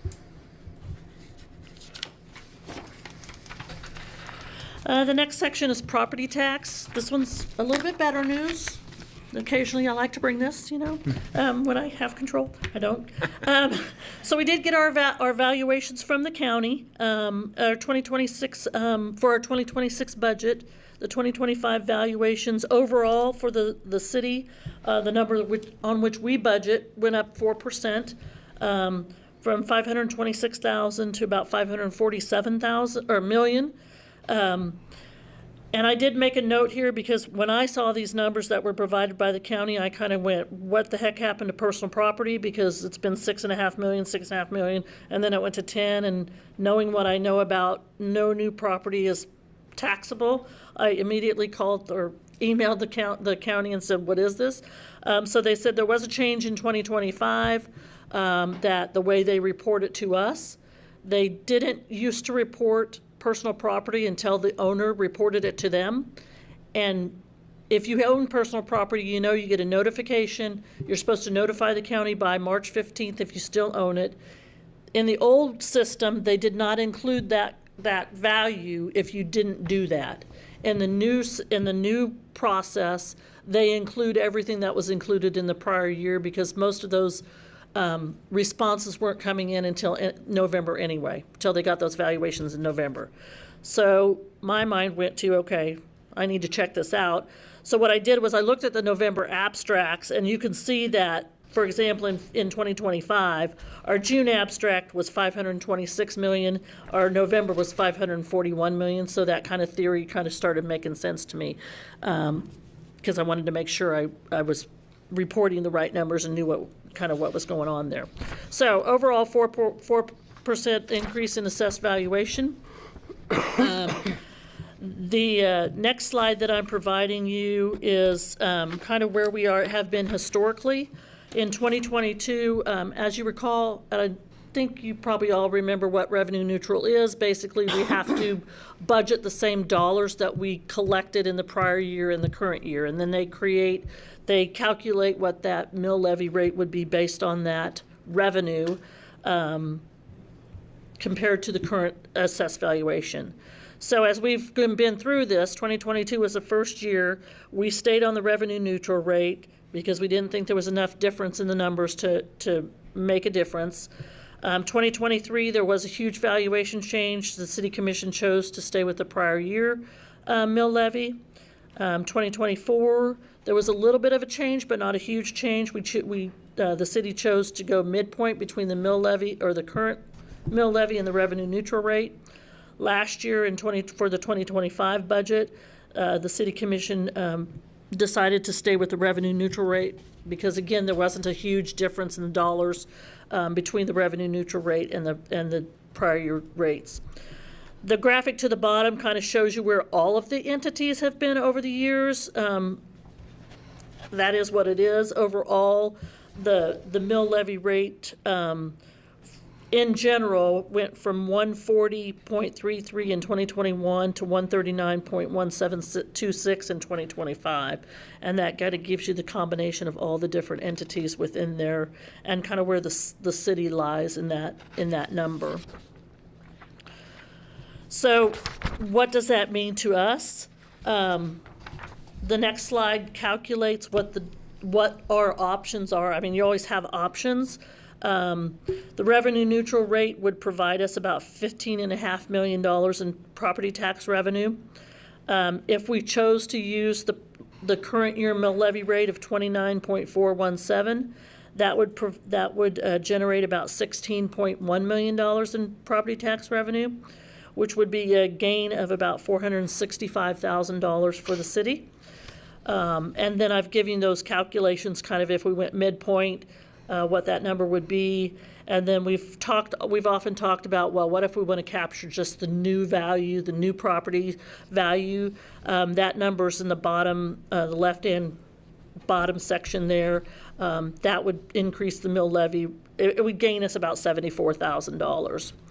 The difference between the current mill levy of the city and the revenue neutral rate is 0.849 mills. I will say that in our budgeting calculations that we've done, staff is recommending that we reallocate 1 mill from the debt service fund to the general fund in order to make that balance a little bit better. The debt service fund has been accumulating a fund balance, and we feel like that it can sustain that change at this point. What effect does our decision have on a homeowner? The calculation I used was a $200,000 value home. Basically, if we went revenue neutral, that homeowner would save about $19.53 a year. If we went midpoint, they would save $9.76. And if we went prior, it wouldn't cost them anything more and they wouldn't save anything more. So they're really going with the prior year leaves that tax, assuming their evaluation stayed the same, with no additional cost to the homeowner. And as you add a $100,000 valuation, that changes by $9.76 with the revenue neutral, that savings amount, and at midpoint at $4.88. With the assessed valuation, 1 mill is worth $547,710 in property tax to the city. The numbers that we've presented to you in the budget were at revenue neutral. So if you chose to do anything differently, that would change the revenue side.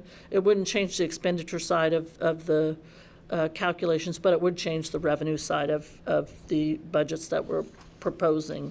So with the revenue neutral, you are still moving 1% mill from the bond and interest to the general fund? Yes. And that's how you have calculated our budget so Yes. far? Yes. Is without 1% increase into the With that general? 1 mil increase to the general fund and out of the debt service Debt fund service fund. at revenue neutral, yes. And part of the reason we're able to do that is because we do have a plan to spend down the fund balance surplus. So next year, and I don't think that's in this presentation, It's but in the next in the one. next presentation we'll talk about that. But so I think we're going to recommend that we pay for a portion of the fire station out of cash rather than debt financing it. I don't think we'll recommend that we pay for the whole thing. But so if we were planning to have, I think, $11 million spent out of debt service for that project. Now it will be closer to $4 or $5 million. So it just allows us to reallocate those monies. So we don't need as much in the debt service fund because we're using some of the cash, if that all makes sense.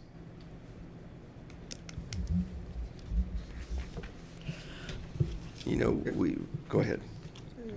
And we'll take that into account as we are approving special assessment finance, et cetera, et cetera. I mean, we'll have a smaller. Special Well, assessment financing does doesn't that- affect that fund at all because that's paid by the landowner. So we don't pay it and then get reimbursed. I mean, the bill comes to. Yeah, us it or comes the through the property taxes on those properties. So, I mean, there is a portion of some that the city picks up at large, but it's not a big enough impact that it would mess with our debt service And fund. We have enough we in there. collect it at the same amortization schedule as we pay it out. Yep. So we bond it and the payment, It's what we basically a collect from the pass-through. homeowner It's just a pays for that pass-through. payment. Yeah, I mean, basically. the only side of that would be negative is if there's a deferral, ag deferral, Yeah, or something ag where the city deferrals. is picking up that payment until the property becomes, not ag land any longer. So, but it's not and as we go through the special assessment process, if we felt like it was going to impact our budget, like we had too many that were going to cause us issues, then we would present that at the time and probably make a recommendation that we don't do it. But we don't have enough of them going on all at one time that's really been an issue or a concern. Okay.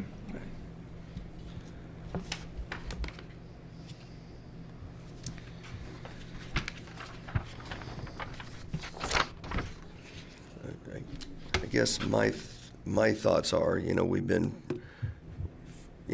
fairly successful at building up our general reserve fund, and I think we are going to pay some of that down, but I still think it gives us the ability this year to go revenue neutral.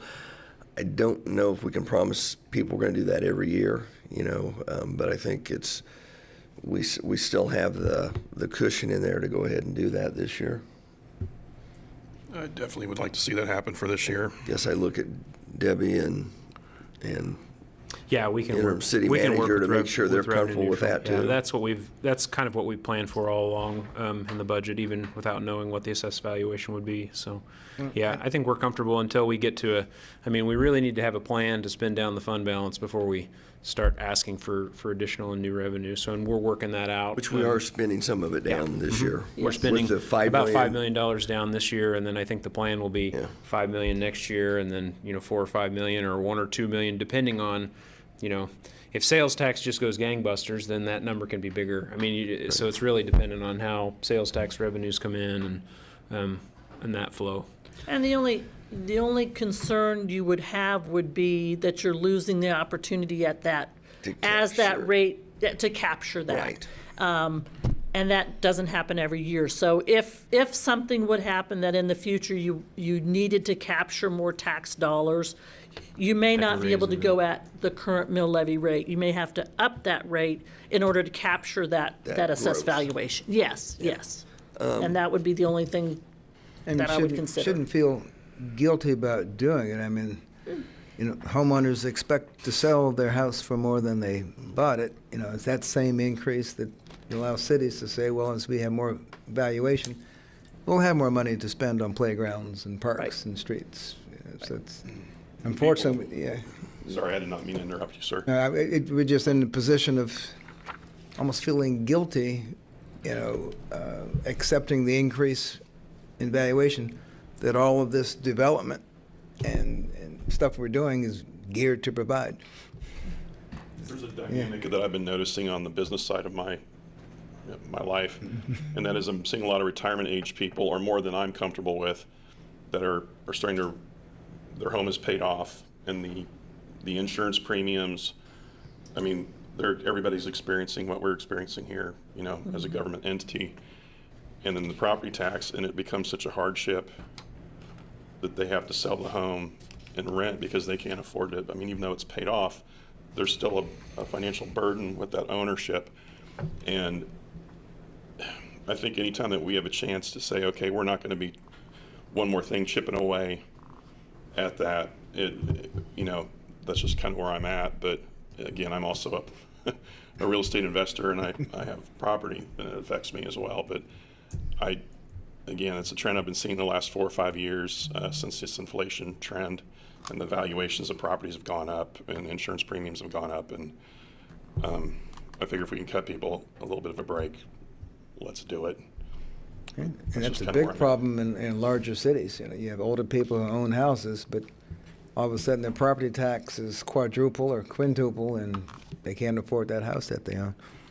Yeah, and we can't control the insurance premiums. That's just going to happen. But it's sorry. Go ahead. At some point, I'd like to kind of get a chart of, we've done a lot of the IRBs, so we've deferred that property tax.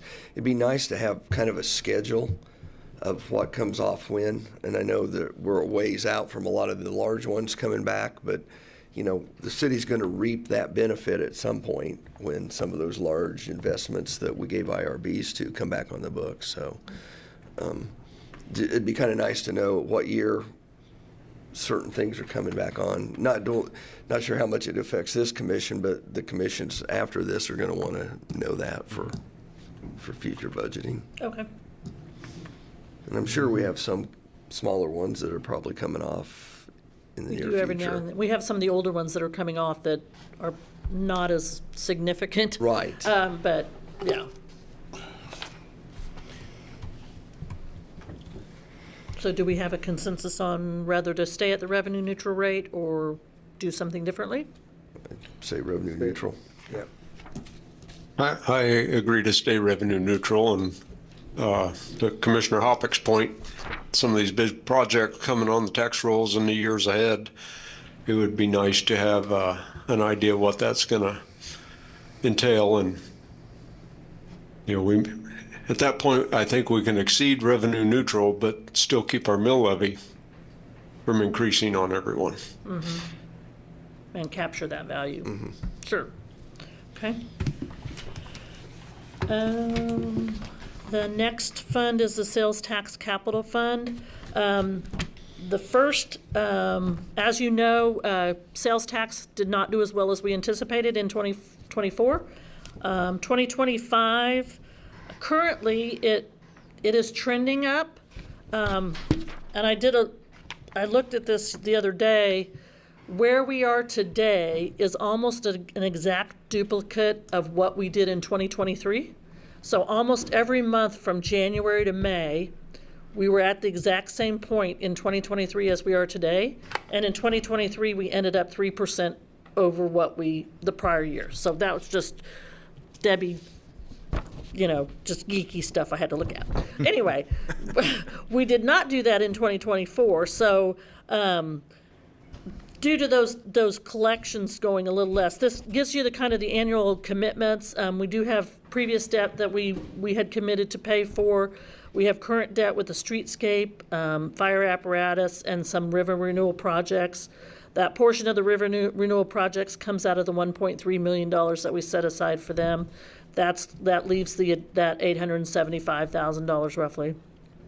We do allocate funding to the Kenwood Cove maintenance, vehicles and equipment, fleets, streets, buildings and facilities, parks, and tax stabilization, which is about $9.8 million.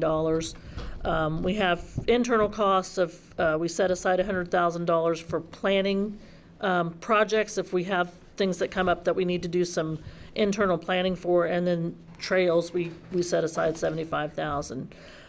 Due to the lower than budgeted collection in 2024, and in order to sustain that sales tax capital fund balance, because we did budget significant increases, staff is recommending that the transfer for the debt service, $650,000 previous debt, and the transfer to buildings and facilities in 2025 not be made.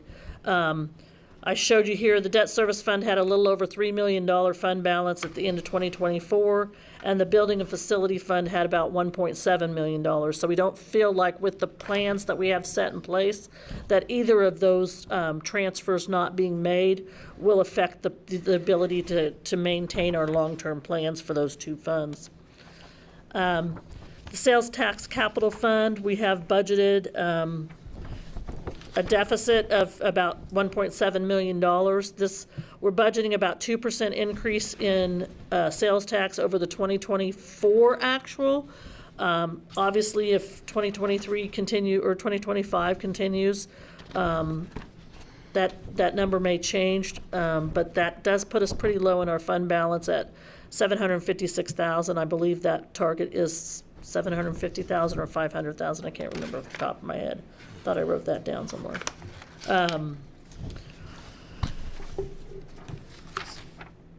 There's no decision to be made here. At this point, this is just information for you all as far as where we're budgeting these funds.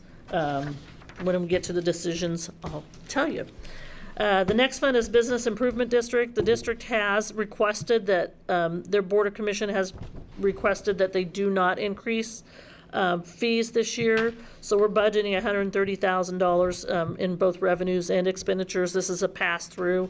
I do need a consensus on this one to whether you agree with the board, the BID board, to not increase their fees, as we have kind of looked at previously. So, and we adopt that by ordinance when we adopt the budget. We adopt those fees. So if that's the consensus that you agree with their board, we'll move forward on that basis. Because it was last year, the year before, that it went up substantially. 30%, it went up 2 years ago, I believe. Years ago, so, yeah. They went up 30%. So, Fine with that. Yeah, the consensus on that, I'm assuming. okay. All right. Alrighty. Special Parks and Recreation, this is funded through special alcohol. While we don't have any, in our 10-year plan, we do not have any playgrounds to be replaced in 2026. I did put some funding in there in case something came up like a partnership or we sold the ground at Glenifer Hill and we needed to put a playground somewhere else. But in their 10-year plan, they do not have any playgrounds scheduled for 2026. So that's basically just a budget just in case there's something comes up. Special alcohol is a straight pass through. These are our grants to our outside agencies that provide substance abuse. We're budgeting $300,000 in both revenue and expenditures for that. Special gas tax fund. We have been spending down this fund. We peaked out a fund balance of about $2.3 million in 2021, and we've been spending that down pretty aggressively over the past 5 years. So we're to the point now where we're getting to the point where we have to kind of go back to, okay, we need to spend what we have. So you'll see that budget has gone down significantly. I will say we've been able to do a lot with that funding. We've been able to do the Broadway medians. We've been able to pay the majority of the Centennial grant match out of that fund. But in talking to streets, the funding towards capital or maintenance projects is about $1.5 million. And we anticipate that with all revenues, including federal fund exchange dollars, that revenue is about $2.1 million. So with this budgeted expenditure, we anticipate that'll be we'll spend everything we get in revenue in that fund. The Neighborhood Park Development Fund, again, this is just internally spent where we need to spend it, so we typically just budget an amount in case we need to use it for some improvement in that particular park. The TPEC Fund, we have had a lot of conversations with them. They're currently funded through a transfer from the general fund, as well as 25.8% of the transient guest tax. We did have to do a pretty significant additional transfer of the general fund in 2024. So we've had a lot of conversations with them about how they can reduce their spending and come in with a tighter budget. So currently we're budgeting at $880,000 in revenue, which kind of goes with the historical information that we have as far as what transient guest tax is going to be providing, and ask them to come in with the $880,000 expenditure budget for 2026. The former Schilling Air Force Base, I typically just budget $50 million because I never know when they're going to start spending their money. Even though it looks like their fund balance is going to go negative, it won't, because they've only spent $500,000 to date in 2025. But we know that as soon as that project starts moving, it's going to move very quickly, so I don't want to tie them into a budget that constrains them from moving forward.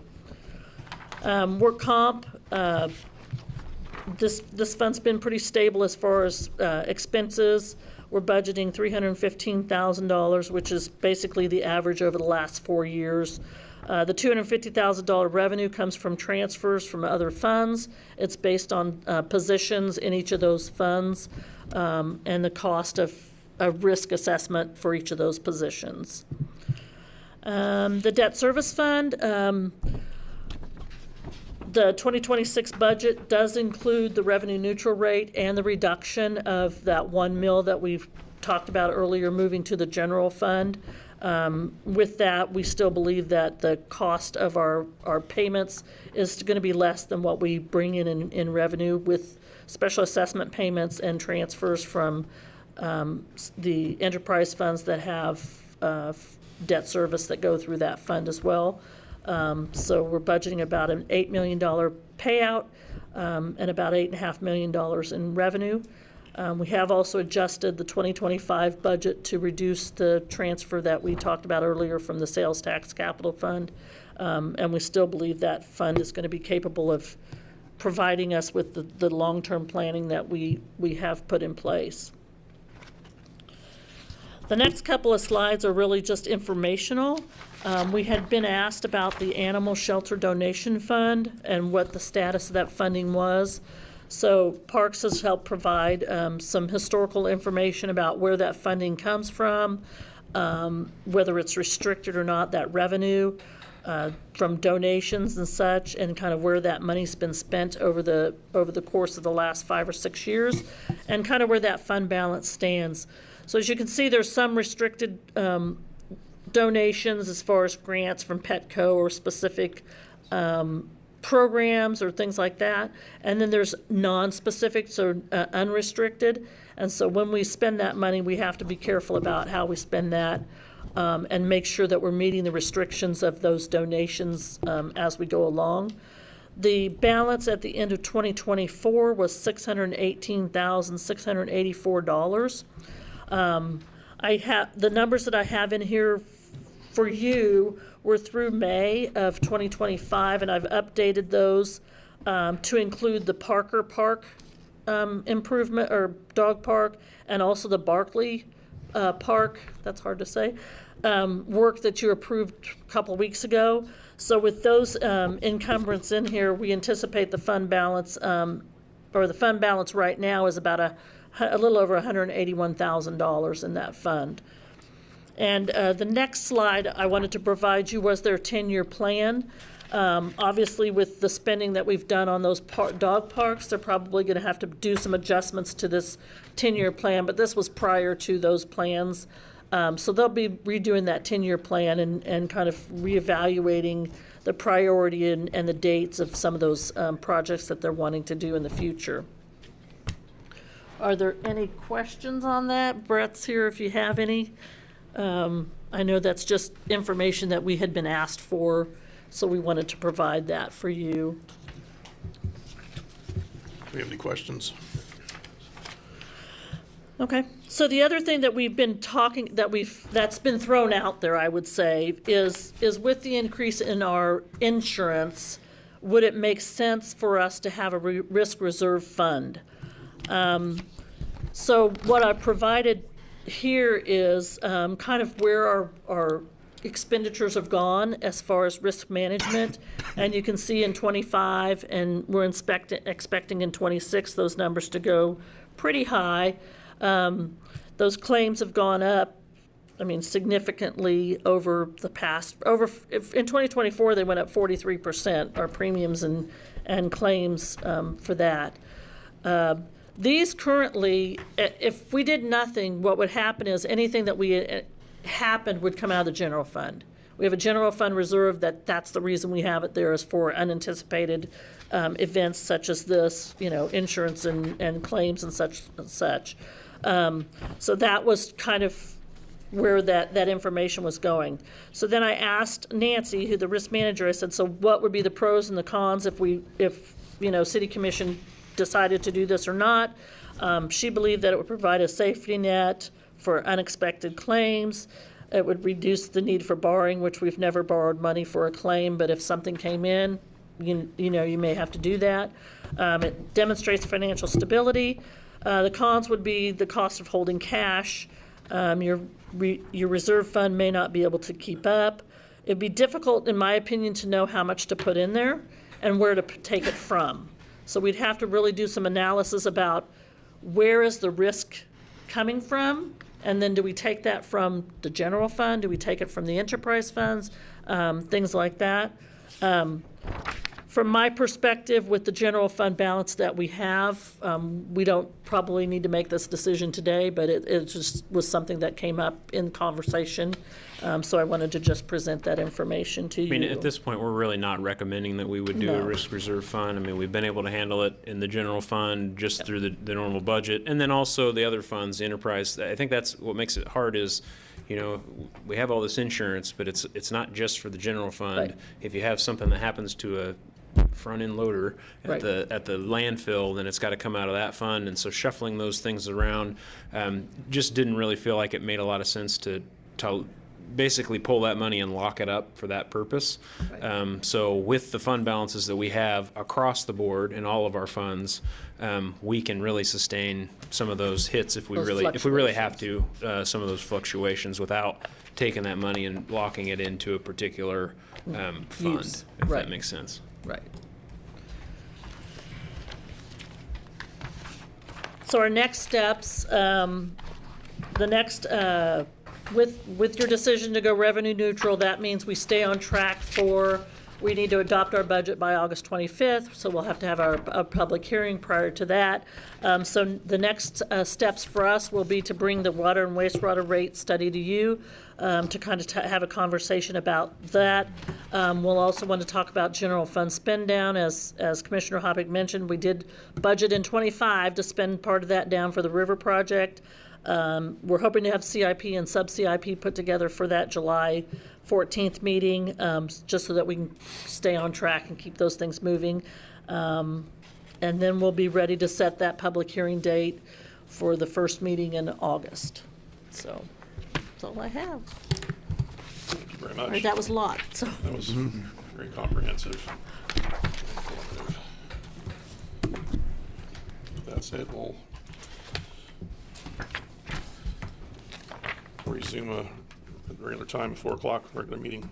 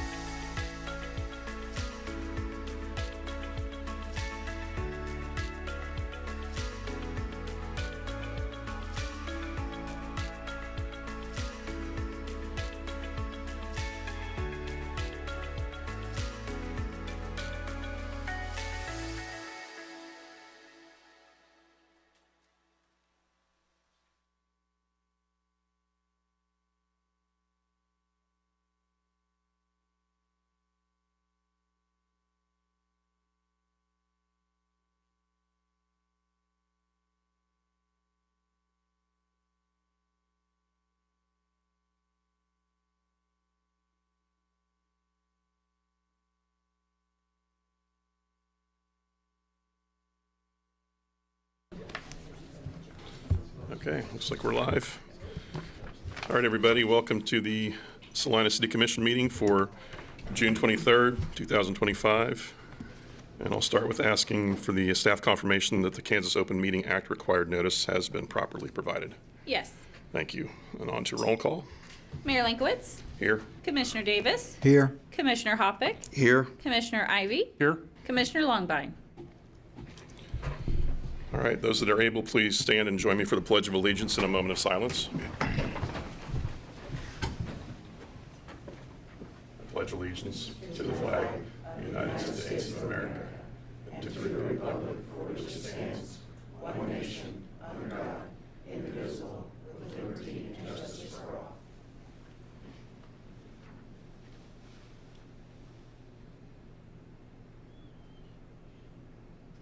You may be seated.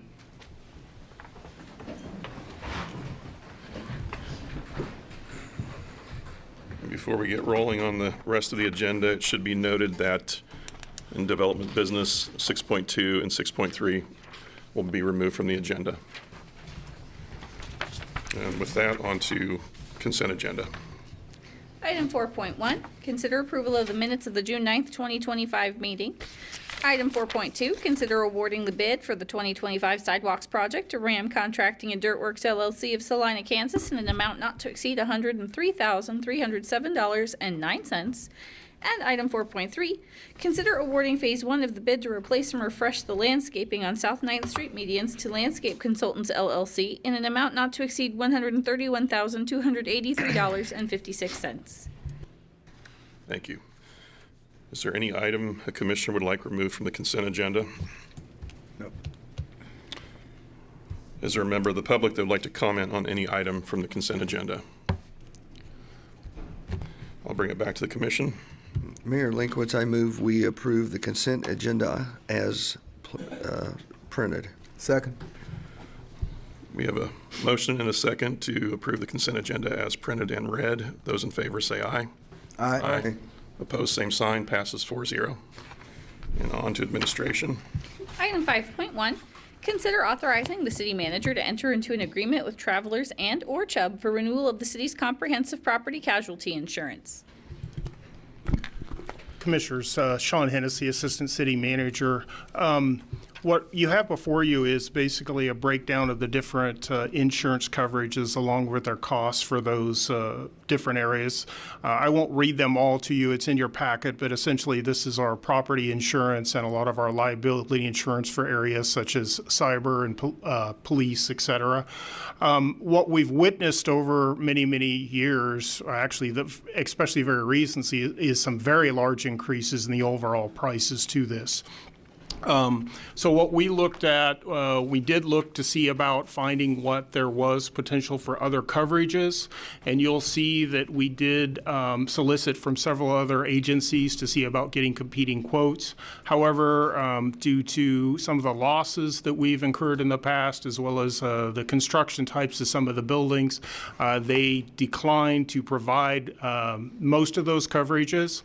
As a result, Travelers did respond to cover all of the areas. There is, however, one area where Chubb was interested in providing coverage, and it would be a significant savings to the city over what the Travelers quote was. However, there are some significant differences. I want to make sure that you're aware of those differences. Three biggest ones. The one biggest one is the Chubb proposal for property and inland marine, and you cannot split them up. We have to go with both of those. Is for considerably less than what the coverage is for Travelers. One of the differences is that the Chubb proposal is only for $100 million in total coverage, whereas the Travelers is for $243 million. $100 million would be a very, very serious event in many, many buildings. It would probably be a regional or national disaster. So But I did want to make sure that you're aware that under the Chubb proposal, it's only for $100 million in total coverage as opposed to the Travelers. The Chubb proposal is also better in terms of the wind and hail deductible. It reduces it from 3% to 1% and a minimum of $100,000 versus the $250,000 with Travelers. So that's actually better coverage in that case with Chubb than with the Travelers. And then there is an important part that the Chubb that we have essentially an updated property list because the most that they're going to spend is 110% on any property, irrespective of what we believe the valuation is or anything else. So it would be important to do that. The price differential is considerable in this category. We have witnessed high double-digit increases in recent years. If you elected to go all with the Travelers coverage, it would result in $1,142,000 in overall costs. We only have $1 million budgeted for this at this current time, so that would require an additional $142,000 from the general fund. However, if you elected to go with the combination of Travelers and Chubb and utilizing Chubb for the property and the inland marine, the overall cost would be $966,000. And since we have $1 million, we would not have to draw money from the general fund or fund balance or for some other location to fund that additional amount. However, there are those differences that I just talked about in regards to the Chubb coverage. We are recommending that we go with the Chubb for that, and I'd be happy to answer any questions you may have about this. Thank you. Any questions for Mr. Hennessy? Yeah, it looks like we save about $176,000 by doing that, by going with Chubb. And I guess that was mine, $100 million. What does that look like? I'm sorry, The what was that? $100 million. Yeah, that's what I was curious as to what It that depends on looks which like. buildings you're looking Yeah, at. You're looking at 6, 7 buildings potentially. It depends. Obviously, some buildings are valued much higher. It would be a catastrophic event. Does this building fall under this insurance, or does this fall under insurance This is with the authority? The city-county authority. City-county So this authority. building, TPEC is obviously one that is one of our large investments. But the other facilities, be it, general services. Field house. The Smoky Hill Museum is obviously historic also at the same time. So they're kind of spread all over. It just depends. To lose $100 million in overall property would be a absolutely catastrophic event. Would that be the building only or the contents in the building? I'm sorry, was that? The building only or the contents in the building? I'm For the sorry, I can't hear you. I think I'm on. The 100 million Yeah. loss, is that just for the buildings or would that include the contents as well? That is the property. I don't know. I'll have to defer. I do have other people here from, I've got Alicia Wyland here, and she could probably answer that I better can than answer I that for you. It would be for building and contents. The loss limit is the most the policy is going to pay out. So like TPEC, for example, if we had a catastrophic loss there, that would probably also impact Kenwood Cove. The most they're going to pay for property contents, outdoor property, is the $100 million. Thank you. On the updated property schedule, do we have something Yeah. currently available? Or would that require someone going out and making that schedule? Because that would incur another expense as well. We do have a current breakdown of that property. We just need to make sure that it is updated, but we do have that currently in place. And does Chubb have to approve that? The values? Sure. they look So most insurance carriers have a mechanism for reviewing building limits based on the square footage and construction type. We also have a program that does the same thing. We have done valuations on the larger facilities in the past, and Chubb has taken those. Travelers has mandated significant property value increases over the last 10 years, so we feel like the values are appropriate. We may have a discussion in the future about whether or not we need to engage a third party for appraisals, but currently the valuations seem to be Do appropriate. those valuations have to be set June 30th is when the current policy expires, correct? I don't know about They don't. They are going to take the current statement of values that we've provided based on the values that Travelers has been comfortable with. We can do an independent review of those after the renewal date, and if we need to make any changes, we can make adjustments at that time.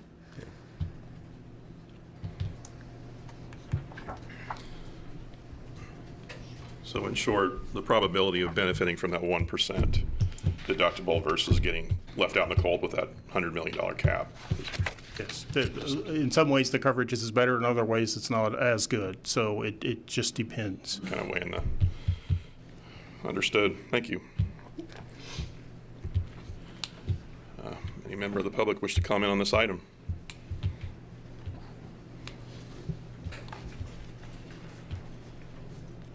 Norman Manuel Salina. Do you see what that F3 did out there in southern Kansas this year, just recently?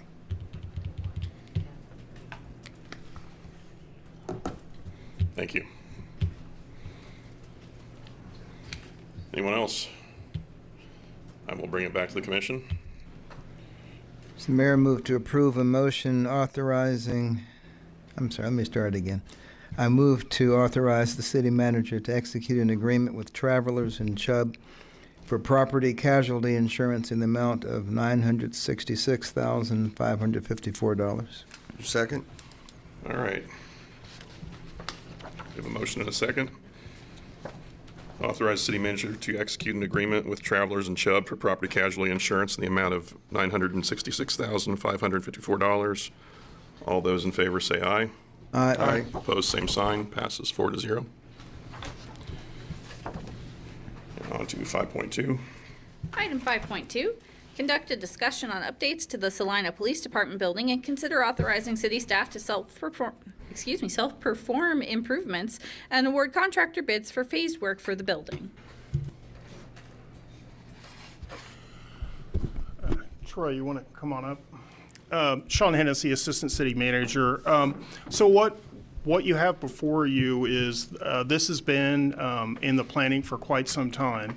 The police department, as some of you have been in there and seen that, has experienced a lot of changes over the years, and what we've done is historically is add on to it in places. And frankly, it's just not working. It's not an efficient use of space. It is very difficult to even get around there. I feel like I'm in a maze every time I'm over there. And this is especially true in terms of the evidence. Evidence is currently being stored in former jail cells. And so this will consist of, firearms, drugs that have been seized, property that has been seized, and other things. And frankly, I'm amazed that they're able to find stuff as jam-packed in there as they are.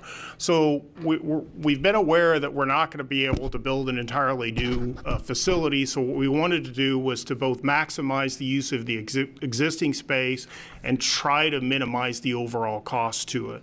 So we work closely with the police department, Troy, the facilities department, to develop a plan that basically really reutilizes that space. And really, the first linchpin of this is moving evidence out from its current location and moving it into the basement of the municipal court. That's one place where we can easily make it a secure area, and it's a place that we have available space. Then that frees up additional space within the police department to do a lot of these other phases that Troy will talk about. I'm going to hand this over to Troy, but one of the main things I want to emphasize is that this is largely, overwhelmingly going to be done in-house. And as a result, the costs are going to be significantly smaller.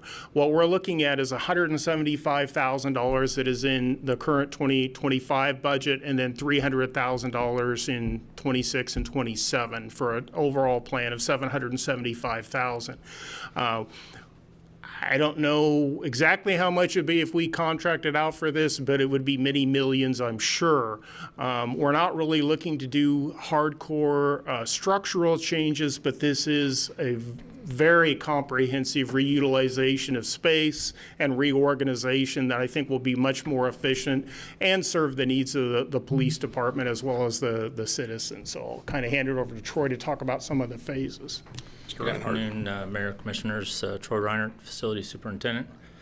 About November of 2024, staff sat down consisting of Police Department Management, Assistant City Manager, and myself, and discussed the struggles that the Police Department had functioning within their current facility. Through that process, we surveyed the existing officers as to what it was that they needed and would benefit from. Took that information, compiled it, came up with some rough design improvements, and then contracted M Square Architect to complete some construction drawings for us. The police department is primarily cast in place concrete columns and structural concrete floor with a bunch of CMU and metal stud infill that allows us to really manipulate the space and reimagine what it could do. We're provided some slides of some photos that might help sort of walk through some of the spaces. The first slide that we have up is pictures of the existing records department. That space has got quite a bit of openness to the back of it that we plan on walling off, and will become the new detectives' offices. And I'm sorry, the pictures are not in order as the phases would happen. But that would enable the detectives area to get relocated. In the top photo, you can see the current lobby window. The issue with that is the staff members cannot see currently who's coming in the door. So that doesn't really enable them to be prepared of any situations that may be coming in or happening. So we plan on expanding that lobby out and moving the reception window around the corner so that staff can have a better viewpoint of the entrance to the lobby. If you want to move to the second slide, Scott, thank you. This is the back of records. This is the space that will be sectioned off and turned into detectives' offices and sort of conference room. Where the current window is at, we plan on opening that up into a larger curtain wall. One of the struggles that this facility has is that it is very enclosed. There's very little natural light that comes into the building. So through a series of curtain walls, we plan on opening up this to allow some natural light and a little bit more of an open feeling. This is one of the rooms that we'll have that utilized in. So that service window will be opened up into a larger glass curtain wall for a little bit more welcoming feel into the building. Change the next one. This is the current officer report writing room.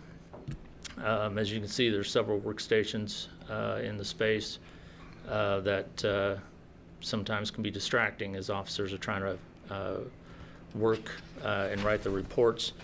After the officers or the detectives get relocated over into the back of records, the existing detectives space will be converted into a new officer report writing room, which will give them an exterior wall, have some natural daylight and some windows, that kind of thing.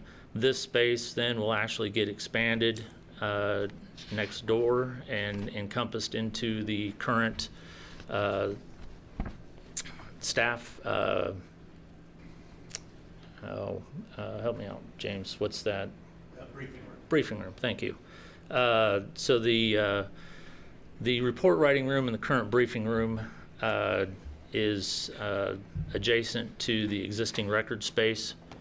That whole space will get opened up, including the right wall there in front of that officer setting there, to expand their briefing room so that they can seat more officers and have a little bit more of an open space. Go ahead. This is the current lab.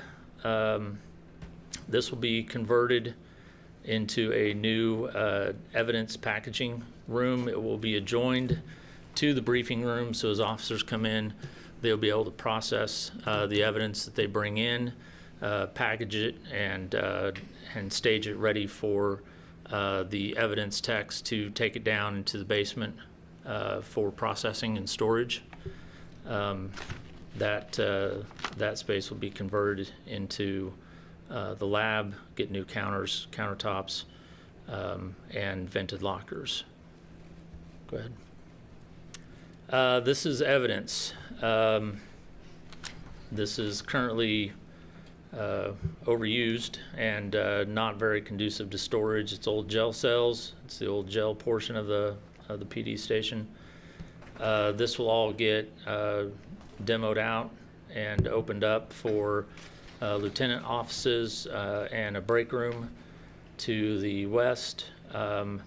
The west exterior wall and the east report writing room wall will also get one of the curtain walls that I was speaking of to allow the exterior light from the west to come through the break room and the briefing room all the way into the detectives' offices, giving it a lot more of an open, natural light feel to it. This space is a space that would be relocated down into the municipal court basement, giving them quite a bit more square footage, new shelves. The shelving unit will be designed to be more compatible with the goods and packaging that they use, so it'd be more of an efficient space.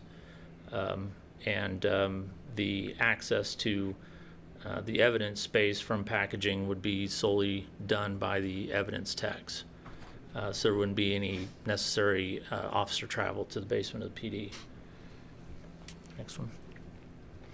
This is the west wall of the police department. The enclosure there currently serves as outdoor evidence storage. That will be condensed and fenced in to the south, and that back wall will be opened up as part of that curtain wall I was speaking of to allow for an outdoor break area for the officers while they're there to get a little bit of fresh air and whatnot while they're working, and staff that's not out on the street to be able to have an outdoor space for break.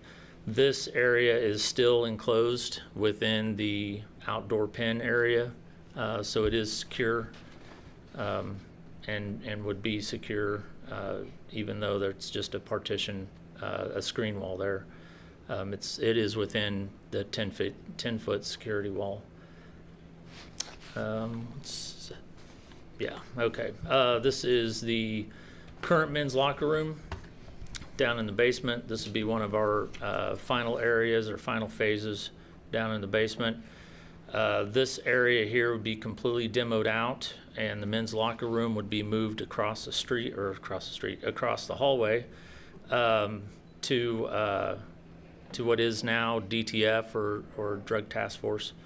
And they would have a new locker room installed in that space.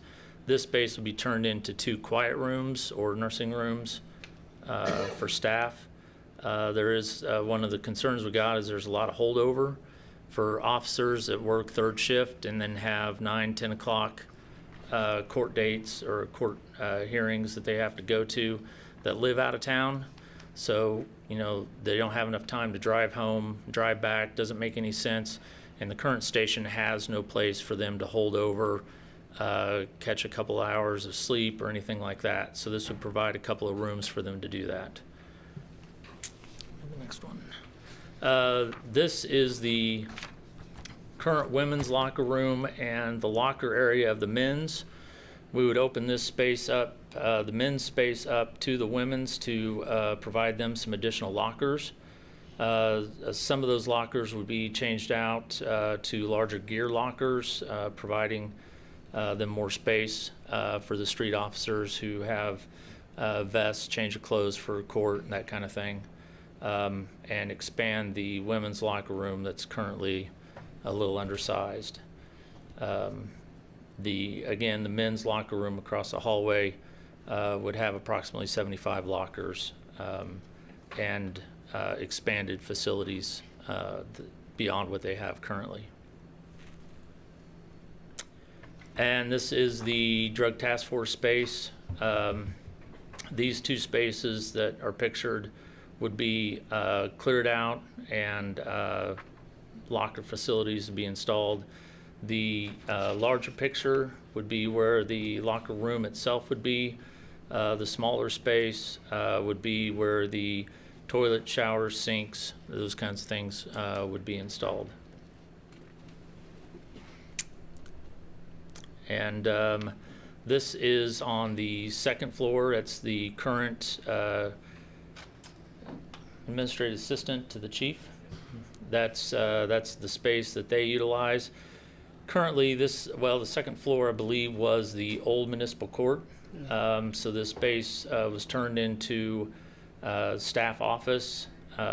It consists of 3 very large offices, which really underutilizes the space. The chief's assistant would be moved across the hallway into a smaller office. The chief's office would be moved into what is the current police museum, which would be pictured next.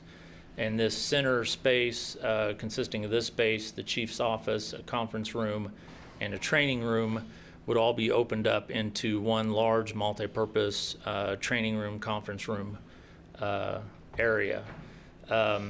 This space here would be walled off for a bullpen and 2 offices for DTF. So DTF would be moving up out of the basement, moved up to the second floor at this current time. This is the training room, their current training room. It would be expanded to the left, opening that space up to what was a hallway, and expanding into the chief's current office and conference room. This would just about triple their current training space, allowing them to have some on-site training facilities for all the officers. If they had a interdepartmental or even a joint department training they needed to do, this would give them the space to house more individuals. And I believe that is, oh, no, we do have one more. This was the museum. This is where the chief's office will be walled off and brought into. This will provide them an exterior wall with some windows. Not as much space, but the chief assured it was more than enough. So the current museum will be relocated to the second story vestibule outside the elevator. So we're not doing away with the museum, we'll just be relocating it to more of a common space if the public would venture up to the second floor via the elevator. They would be able to see the different museum artifacts. I do believe that's the last of the photos. With that, I do have James Feldman here and Mike McCall from M Square Architects if anybody has any questions. Thank you. we have any questions for Mr. Reinert or anyone else? And more just a theoretical one, may not even be an answer. This reorganization would buy us how much time before you actually need to face the reality of a new building? This, it's difficult to quantify. This addresses many, but not all, of the space concerns for the police station. I think Captain Feldman would be comfortable with about 70% of their needs are addressed with this, but Yes. but 30% we can't accommodate. For example, we want to ensure that whenever all the detectives have their own individual rooms, and we might be able to accommodate that, but if we add more in the future, we may not be able to. But I think the most important thing was what we didn't want to do was just take another incremental, because that's what we've historically done. And so we ended up with the chief's office being absolutely gargantuan, and it wasn't an efficient use of the space. So we're trying to but we're also cognizant of fiscal realities. We don't have a lot of money to address this, and that's one of the reasons why we're very grateful that we have a facilities department that is going to be able to do the vast majority of this work. There may be some specialty contractors for HVAC or electrical or something, but that's going to be a small fraction of this. And so what we're trying to do is take as comprehensive a look as we can, but at the same time, trying to do it as fiscally responsibly as we can. And I think that this plan does both of those. It does not address everything, but it certainly makes things much better than they are now. When I first started over 3 years ago, the first time I went over there, I was like amazed because, well, I'm a little tall, but the lower floors, I feel like I'm in a ship, in the bowels of a ship a lot of time, as compacted everything is. So it won't address everything, but it at least will alleviate many of the pressures that they're experiencing. Is there space there to add on to that building? Well, that depends, which is not a good answer. The county, as you know, is in the process of demoing the existing jail. They're planning, at least my understanding is to go forward with the health department in that area. There might be some limited areas to expand onto it, it's important to remember, and this is way before my time, but this used to be a through street, and then we built the municipal court, and there's this long convoluted history with the property because we actually lease the space that the municipal court is on from the county. So I think that that's something that, as the county goes forward with their demolition of the jail, we want to try to address and get this so you're not having to have a flow chart to figure out who owns what, which is kind of what we experience over there because of that ad hoc incremental approach that we've historically undertaken. Thank you. Any more questions? So it's safe to assume that this is going to make that floor plan less circuitous, a little more straightforward? Because our last tour, that was kind of Don't get lost. forever ago. I worked in that building, fall and I behind. was just amazed at how many different paths there were, and it's just, this would be a vast improvement. I'm all for it, and hopefully it seems like a little bit of a Band-Aid to get us by, but hopefully it lasts us a good number of years. I'd be on the side of a whole new police station, but I know that's not feasible right at the moment. So anything that helps them over there, they're crammed in there. It's packed. And the main thing for right now is try to address and alleviate some of these, and this will at least buy us several years. But I think we're trying to take as large of a approach as we can, but understanding we've got fiscal constraints. So, Understood.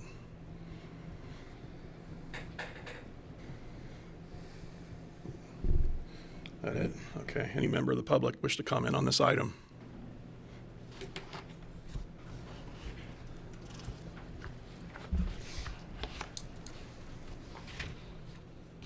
Norman Manuel, Salina. How long to start to finish? Costs? What about offices in South Salina, the mall area? There's buildings there available. But you're going to have to do something for law enforcement. You're going to have to bite the bullet. Maybe we can get some more grants. Thank you. Anyone else? I will bring it back to the commission. Just one question. Assume we approve it, are these, if we approve the project, that then it encumbers the money in future years? And as the expenses are spread over several. Yeah, no, Yeah. it wouldn't encumber the future year's funds. Those will all be budgeted as part of the annual budget process. So what this does is it gives Troy the authorization to start the project. And as you see, it's got a breakdown of different projects over time. Really, the reason we're bringing this to the City Commission is so that we have a provision in our purchasing policy that allows the city to act as a contractor, but it doesn't require Troy to bring each individual item back over time. So Troy is going to manage this through the bid process. But he's not going to come back every time there's an expenditure over $50,000. But the overall budget will be approved every annual. Yeah. Every annual budget's going to have those items included in it. So you're not giving approval for the entire thing right now. You're basically saying we're authorized to do the project, but as we go forward with budgets, they'll be included. If that makes sense. Absolutely. Well, it's in very capable hands, assuming we approve it. Okay, move to approve project authorization for city staff to self-perform improvements and award contractor bids for phased work for the Salina Police Department building and authorizing the city manager to manage the project upon fulfillment of all prerequisites under the purchasing policy. Second. Okay, we have a motion and a second to authorize city staff to self-perform improvements and award contractor bids for phased work for the Salina Police Department building and authorize the city manager to manage the project upon fulfillment of all prerequisites and under the purchasing policy. All those in favor say aye. Aye. Opposed, same sign. Passes 4-0. And on to 5.3. Item 5.3, consider authorizing the mayor to sign a second supplemental agreement to the Downtown Master Development Agreement to allow for construction and funding of a downtown shade structure. Yeah, Mayor and Commissioners, in April, the City Commission had a pretty detailed discussion about the shade structure at Ash and Santa Fe, where the City Commission gave authorization for staff to draft an agreement that would allow this project to happen. So attached to your staff report is that agreement that would allow us to take monies that are now allocated in the new business TIF fund in the downtown development agreement. It would allow us to take some of those funds and use that for shade structure, and it would also allow us to use some of the funds that are in the Fieldhouse offsite parking account for the Temple parking lot. The estimated cost for the downtown shade structure is about $1.6 million. The Temple parking lot is $383,000. That's a little bit higher than what was presented at the last staff meeting. We have added a couple of things. We increased some sidewalk replacement in the area, added some additional lighting, which has caused that cost to go up just a little bit. But the attached document will allow that project to move forward, allow Salina 2020 to start the process of actually constructing that shade structure. So at this point, I'd be happy to answer any questions. The options that you have are to approve the proposed supplemental agreement with Salina 2020 and authorize the mayor to sign that agreement. You could approve it with any amendments you see fit, or we could postpone it to a later date and time pending any questions or concerns that you might have. And I'd be happy to stand for any questions. And Guy Walker, a representative of Salina 2020, is also here if you have questions for him. Thank you. Any questions for Mr. Wood or Mr. Walker? All right, I'll bring it, well, actually, no, I'll bring it to the public. Anybody from the public wish to comment on this item? And now I'll bring it back to the commission. Mayor Linkwitz, I move we approve the proposed supplemental agreement with Salina 2020 and authorize the mayor to sign the agreement. Second. We have a motion and a second to approve the proposed supplemental agreement for Salina 2020 and authorize the mayor to sign that agreement. Those in favor say aye. Aye. Opposed, same sign. Passes 4-0. On to development business. 6.1. Item 6.1, consider approval of ordinance number 25-11252, amending section 42-174, subsection 4, by increasing the maximum allowable lot coverage in the R2 multiple family residential district from 35% to 40%. Mayor Linkwitz, due to a conflict, I will recuse myself from this item, please. All right, thank you. Good afternoon, Mayor and Commissioners. My name is Dustin Michelson. I'm a planner with Community and Development Services. Today I'm presenting for your consideration ordinance number 25-11252, which proposes a text amendment to the R2 multiple family residential zoning district regulations.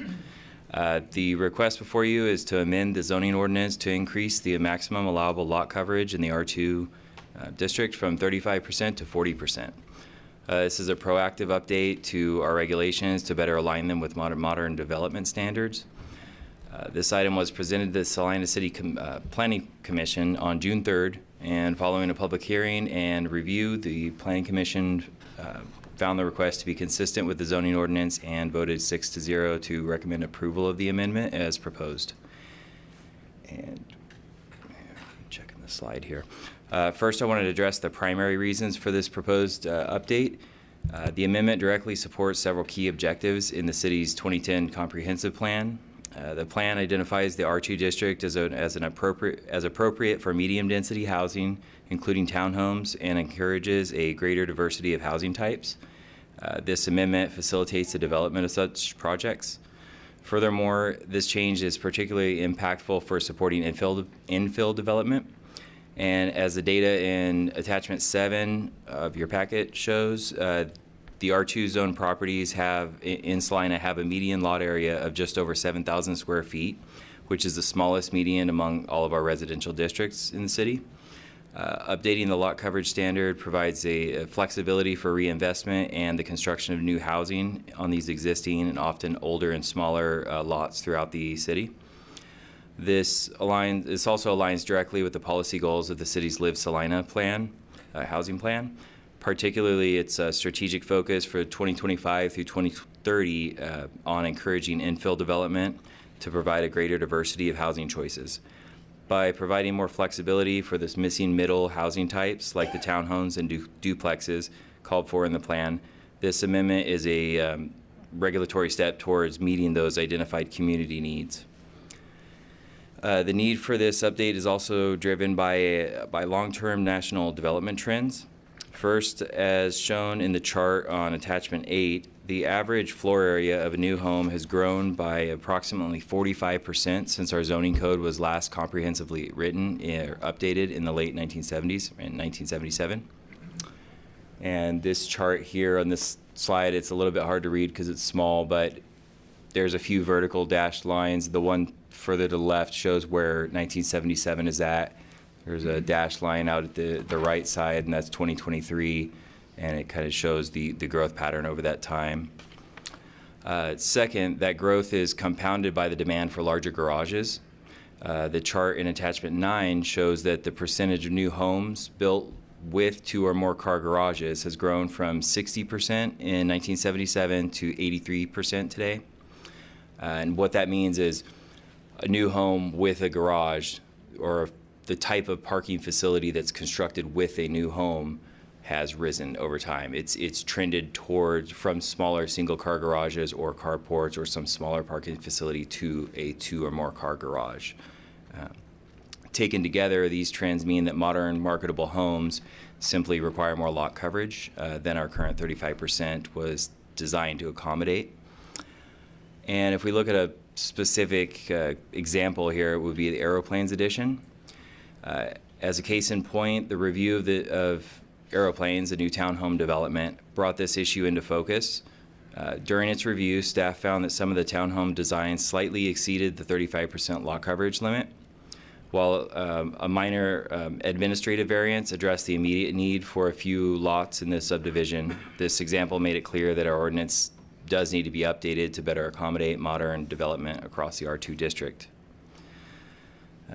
With that, therefore, staff recommends approval of ordinance number 25-11252, and this is a reasonable update to our regulations that would directly align with our comp plan and goals for infill and housing diversity. And it addresses a well-documented modern housing trends and provides needed flexibility without altering other critical standards like setbacks or height. And just to clarify that point, that This is only proposing an amendment to the lot coverage, the maximum allowed lot coverage, not any of the other bulk regulations or anything in the R2 district. And with that, I'd be happy to answer any questions. And we do have Lance Cochran with Building Kansas LLC, who is the original applicant for the proposed text amendment. Thank you. Do we have any questions for Mr. Mitchelson or Mr. Cochran? No. Any member of the public wish to comment on this item?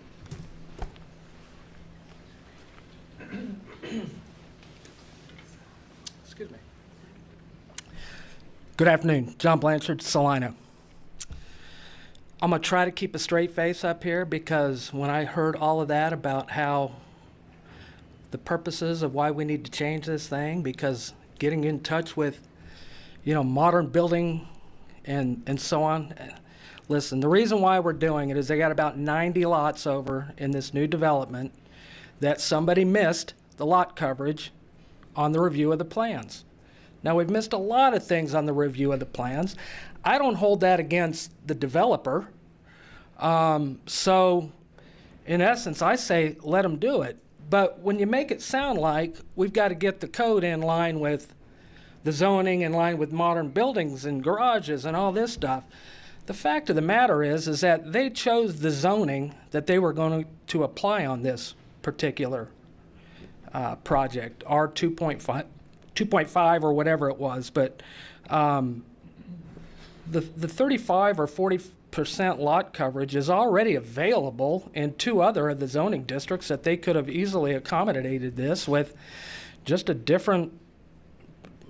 maybe a different approach to their planning and their project management. So it seemed like we kind of skirted around all these reasons why we're doing it instead of just saying, listen, we missed it. We don't want to hold the developer accountable, and we need to do better on our review of these projects. So I think it sets a bad precedent that we change bulk regulations in the middle of a project because we're kind of stuck with a plat. And Mayor, you were on the Planning Commission. There's a significant review process involved in these. I think they missed it. I think we need to start holding people accountable.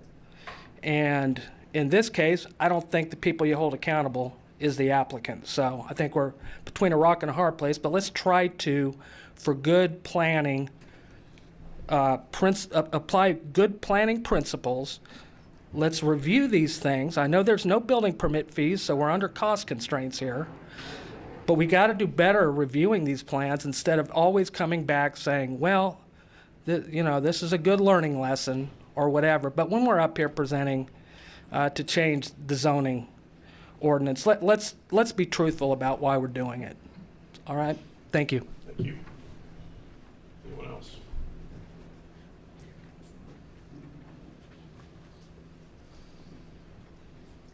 Norman Mann, Salina. During Vietnam, numbers were inflated. Who, the president, called it voodoo economics? Maybe we need some court-martial trials around here. Somebody's misconduct. Thank you.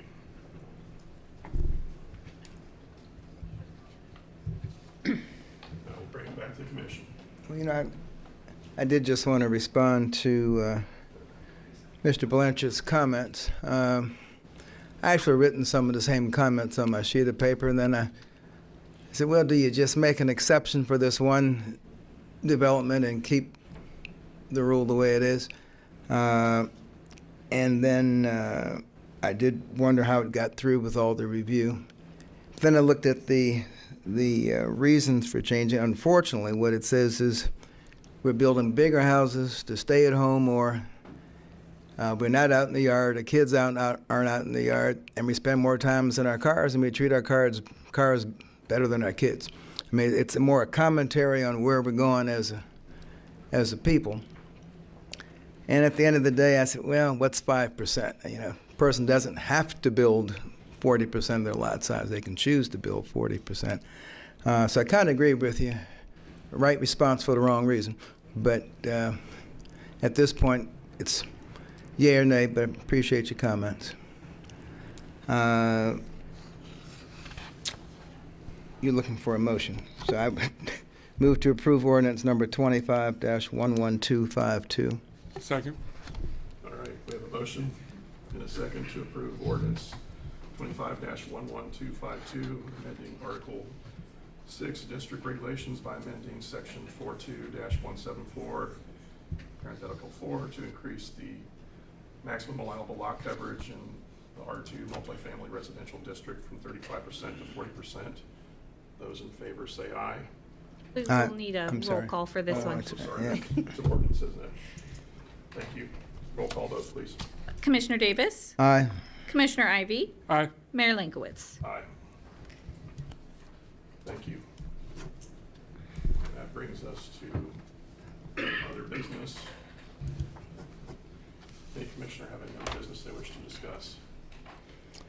No, well, nothing earth-shattering, but we were going through the budget and that item of the money that we had budgeted a couple of years ago for the Houston flights. I had mentioned a couple of weeks ago that, we now have 3 planes sitting on our tarmac at night, and, that money, is translated into those 2 extra planes sitting on our tarmac at night. So it was money well spent. Anybody here who's flown to our 3 destinations, I'm sure appreciates having the options. I agree wholeheartedly. Money well spent. If nobody else says anything, unless Ms. Fisher has an update on our city manager search. Ms. Fisher? Good afternoon, Mayor and Commissioners. Chris Lowe with GPS did inform me today that he has, at this point, received 34 applicants for the city manager position, and as a result, wishes to schedule a time with you for him to be able to propose a semifinalist list and to allow you to weigh in on that to move us forward in this process. The earliest he could be available would be the 25th of June. He needs a couple of days to do some work on his end. So after June 24th, he is not available June 30th or July 1st. But with that, I'll turn it back to you to determine what might be the best opportunity for a meeting. Thank you. So with that in mind, is there a date? Guys, what is he anticipating doing, and how much time? Is this a part of the regular meeting, a special meeting, just as The far next- as the agendas and everything? Regular meeting, I believe, is July 14. Is that the correct date?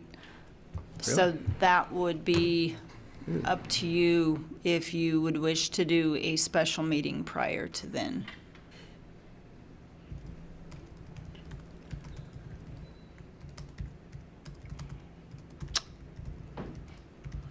Well, I didn't realize our next meeting was that that far away. Okay. Did he mention how much time we should allocate for? He did not. And the other question I had was pertaining to the format or venue in terms of at what point do we cross the threshold of now we're dealing with applicants that have rights of privacy, and then it becomes a executive session Right. thing. So I don't really know how much time to recommend. What I would anticipate needs to occur should you set a special meeting or do it as part of the next meeting. Part just to talk process would be out in open session, but to enter into any discussion on the proposed slate, that is all in an executive session format. So any of the discussion about particular candidates and the narrowing, or if there would be anyone in addition to the slate that he is proposing as semifinalists, all of that would be executive session.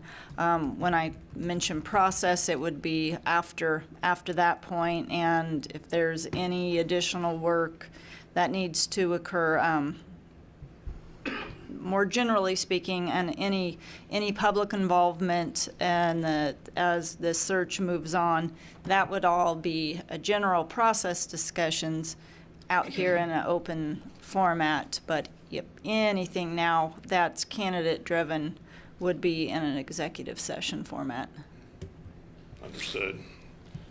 So as far as the process, does it require commission action, or is it something we could do in the context of a study session? I will look to legal. My inclination would be a setting, if you opted to do it prior to the next regular meeting, a special meeting where you would have both process discussion as well as the ability to recess into executive session. I do not believe that would warrant any kind of action. But I'll look to legal. That sort of discussion would need to be in a special meeting and wouldn't be in a study session. So either in a special meeting or regular commission meeting. Understood. Thank you. And again, I hate to put this off till the 14th. I mean, we're kind of used to Mondays. Are we available on the 7th? Does anybody know if they'd be available again at 4 o'clock on the 7th? I personally am not. You're not, okay. Just for what it's worth. How about the 2nd or the 8th? Well, how about the 1st or the 8th? He's gone the 1st, all right, 30th Yes, and the he 1st. said he was tied up with another client on the 1st, the 30th and the 1st. 8th or 9th? What, Tuesday or Wednesday? He's gone that whole week, okay. Yeah, okay. 'Cause I would be gone towards the end of that week, yeah. Probably good for any of those. Does the 2nd work for anybody, or for or is that I could not, that's a Tuesday, It's a Wednesday. Wednesday. Can make it work. you going to shoot for study session time frame or regular meeting time frame? Regular. I have, Oh, well. okay, I have Right. something that evening, it looks like perhaps, if we could do a 3 o'clock or something on a Wednesday, or is that? 4 o'clock, I only have to move 1 hour. Okay. And I can reschedule if I need to. So do we have a consensus, July 2nd, 4 p.m.? Look, okay. Or 7 in the morning. I could do Doesn't that, seem to be too. very popular. I'm fine with I'd be that. fine with that. Okay, so give me that date and time again. July 2nd, 4 p.m. 4 p.m. Okay.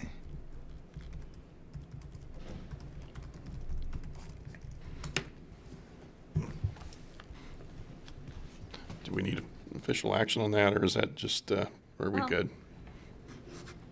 I think it will just be a matter of coordinating to notice Make a of a notice, special meeting at that date and I time. think in general, since it's a meeting rather than a study session, it's probably better to make a formal motion for the record. That way I can get coordinated with getting the documents out for notification. All right, copy that. Open to- Mayor moved to have a special meeting on Wednesday, July 2nd at 4 p.m. for the purpose of discussing the city manager application and hiring process. Second. Okay, we have a motion and a second. Special meeting pertaining to the new city manager hiring process will be July 2nd at 4 p.m. Those in favor say aye. Aye. Opposed, same sign. Passes 4-0.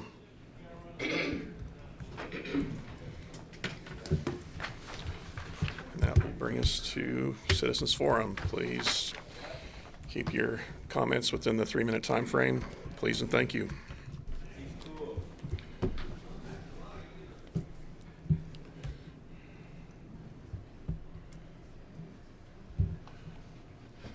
Margaret Dixon, Salina. Good afternoon, Mayor, Commissioners. I'm the president of Salina, Kansas Juneteenth Committee Incorporated, and I would like to bring some issues that we have faced with holding our events within the city. This past weekend, we had a 3-day event And Friday night, we had a R&B in the park. And when we came in Saturday for our main event, the trash hadn't been emptied. The electricity and water was not on when we requested that we have that on in our application. There was also, we also got a call 2 or 3 days before the event from someone saying that they hadn't received our payment. And we paid our payment fee, we paid the fee back in May, and somehow or another our check got lost because we checked with the bank and it never cleared the bank. So our treasurer took a check in person to cover that, and we were told we'd had to pay that before we had our permit, but we already had our permit in hand. So we want to know why. It seems like every time for the past 3 years since I've been president, we've had issues with having our event in the city. Either our permit get held up, and I've had to call and ask to speak to a supervisor as to why, and then my secretary gets a call saying that it's on the way. Then I get a call from the person in the office asking me why, if they could ask why I want to talk to their supervisor. And then by that time, I don't need to because the issue has been resolved. It's just, we just want to know why it's happening. I mean, it seems like it's something every time we get ready to have it every year. Okay, thank you. Thank you.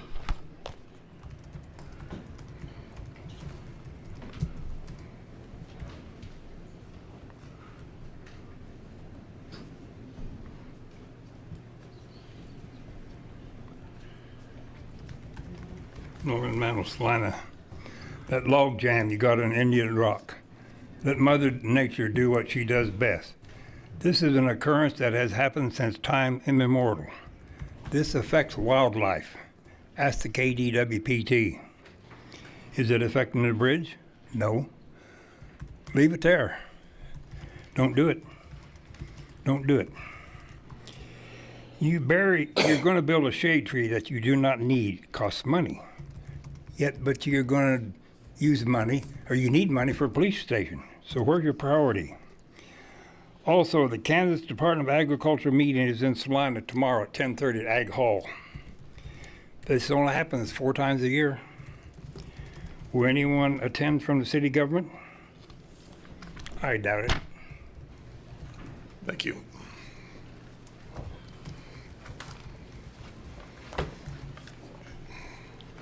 Mark Labus, Salina. At this time, underneath ADA, I would like to request an extra 20 seconds because of my Tourette's. I'm going to defer to council on that. Is that? I would allow him enough time to speak. So Understood. I would defer to him. Thank you. Through community relations and various other departments through the city under Lauren Driscoll's lead, your housing issues come to pass. With that, because you're not overseeing your departments as you should be as elected officials, they have committed numerous violations of the U.S. Constitution. Various HUD laws, administrative laws, and currently, once it's given the notice to intent to sue, it's going to be $30 million, which I can legally do. Thank you.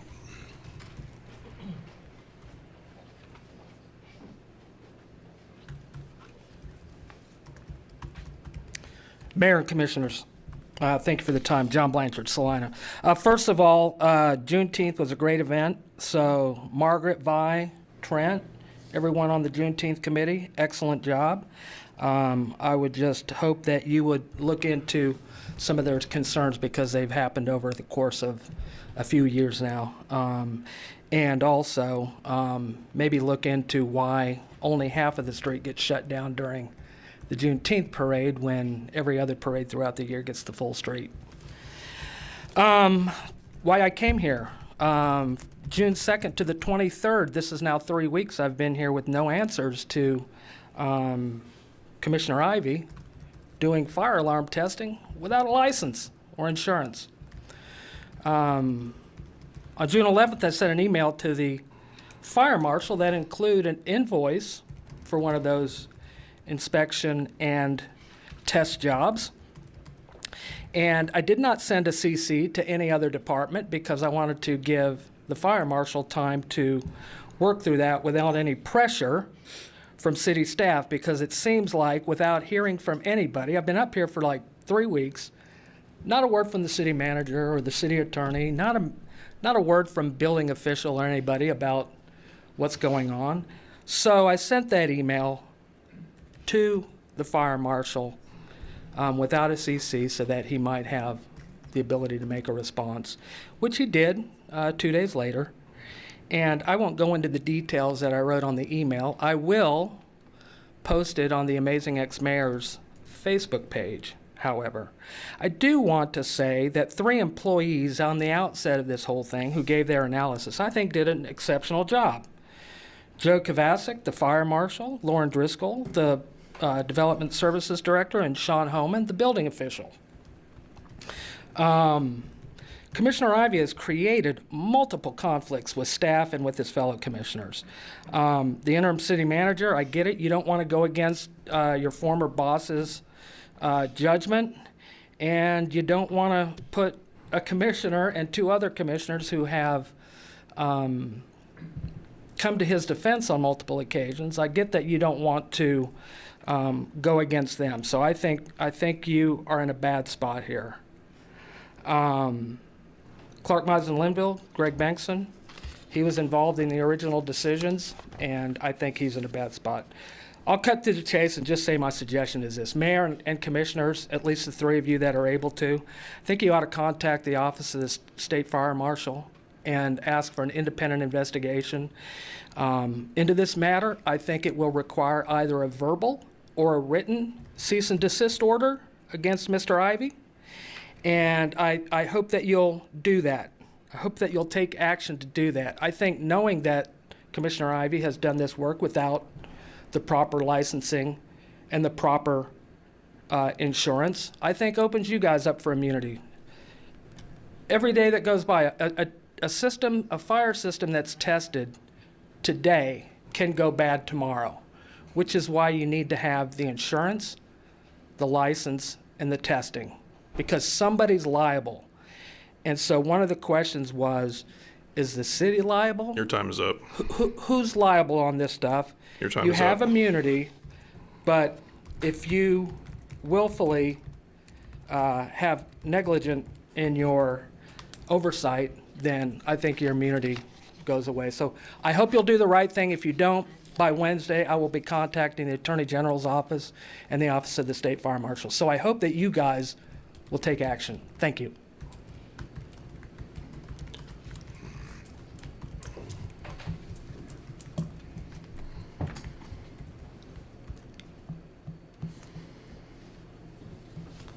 Well, if that's it, I'm open to a motion for adjournment. Move to adjourn. Second? All those in favor say aye. Aye. We're adjourned.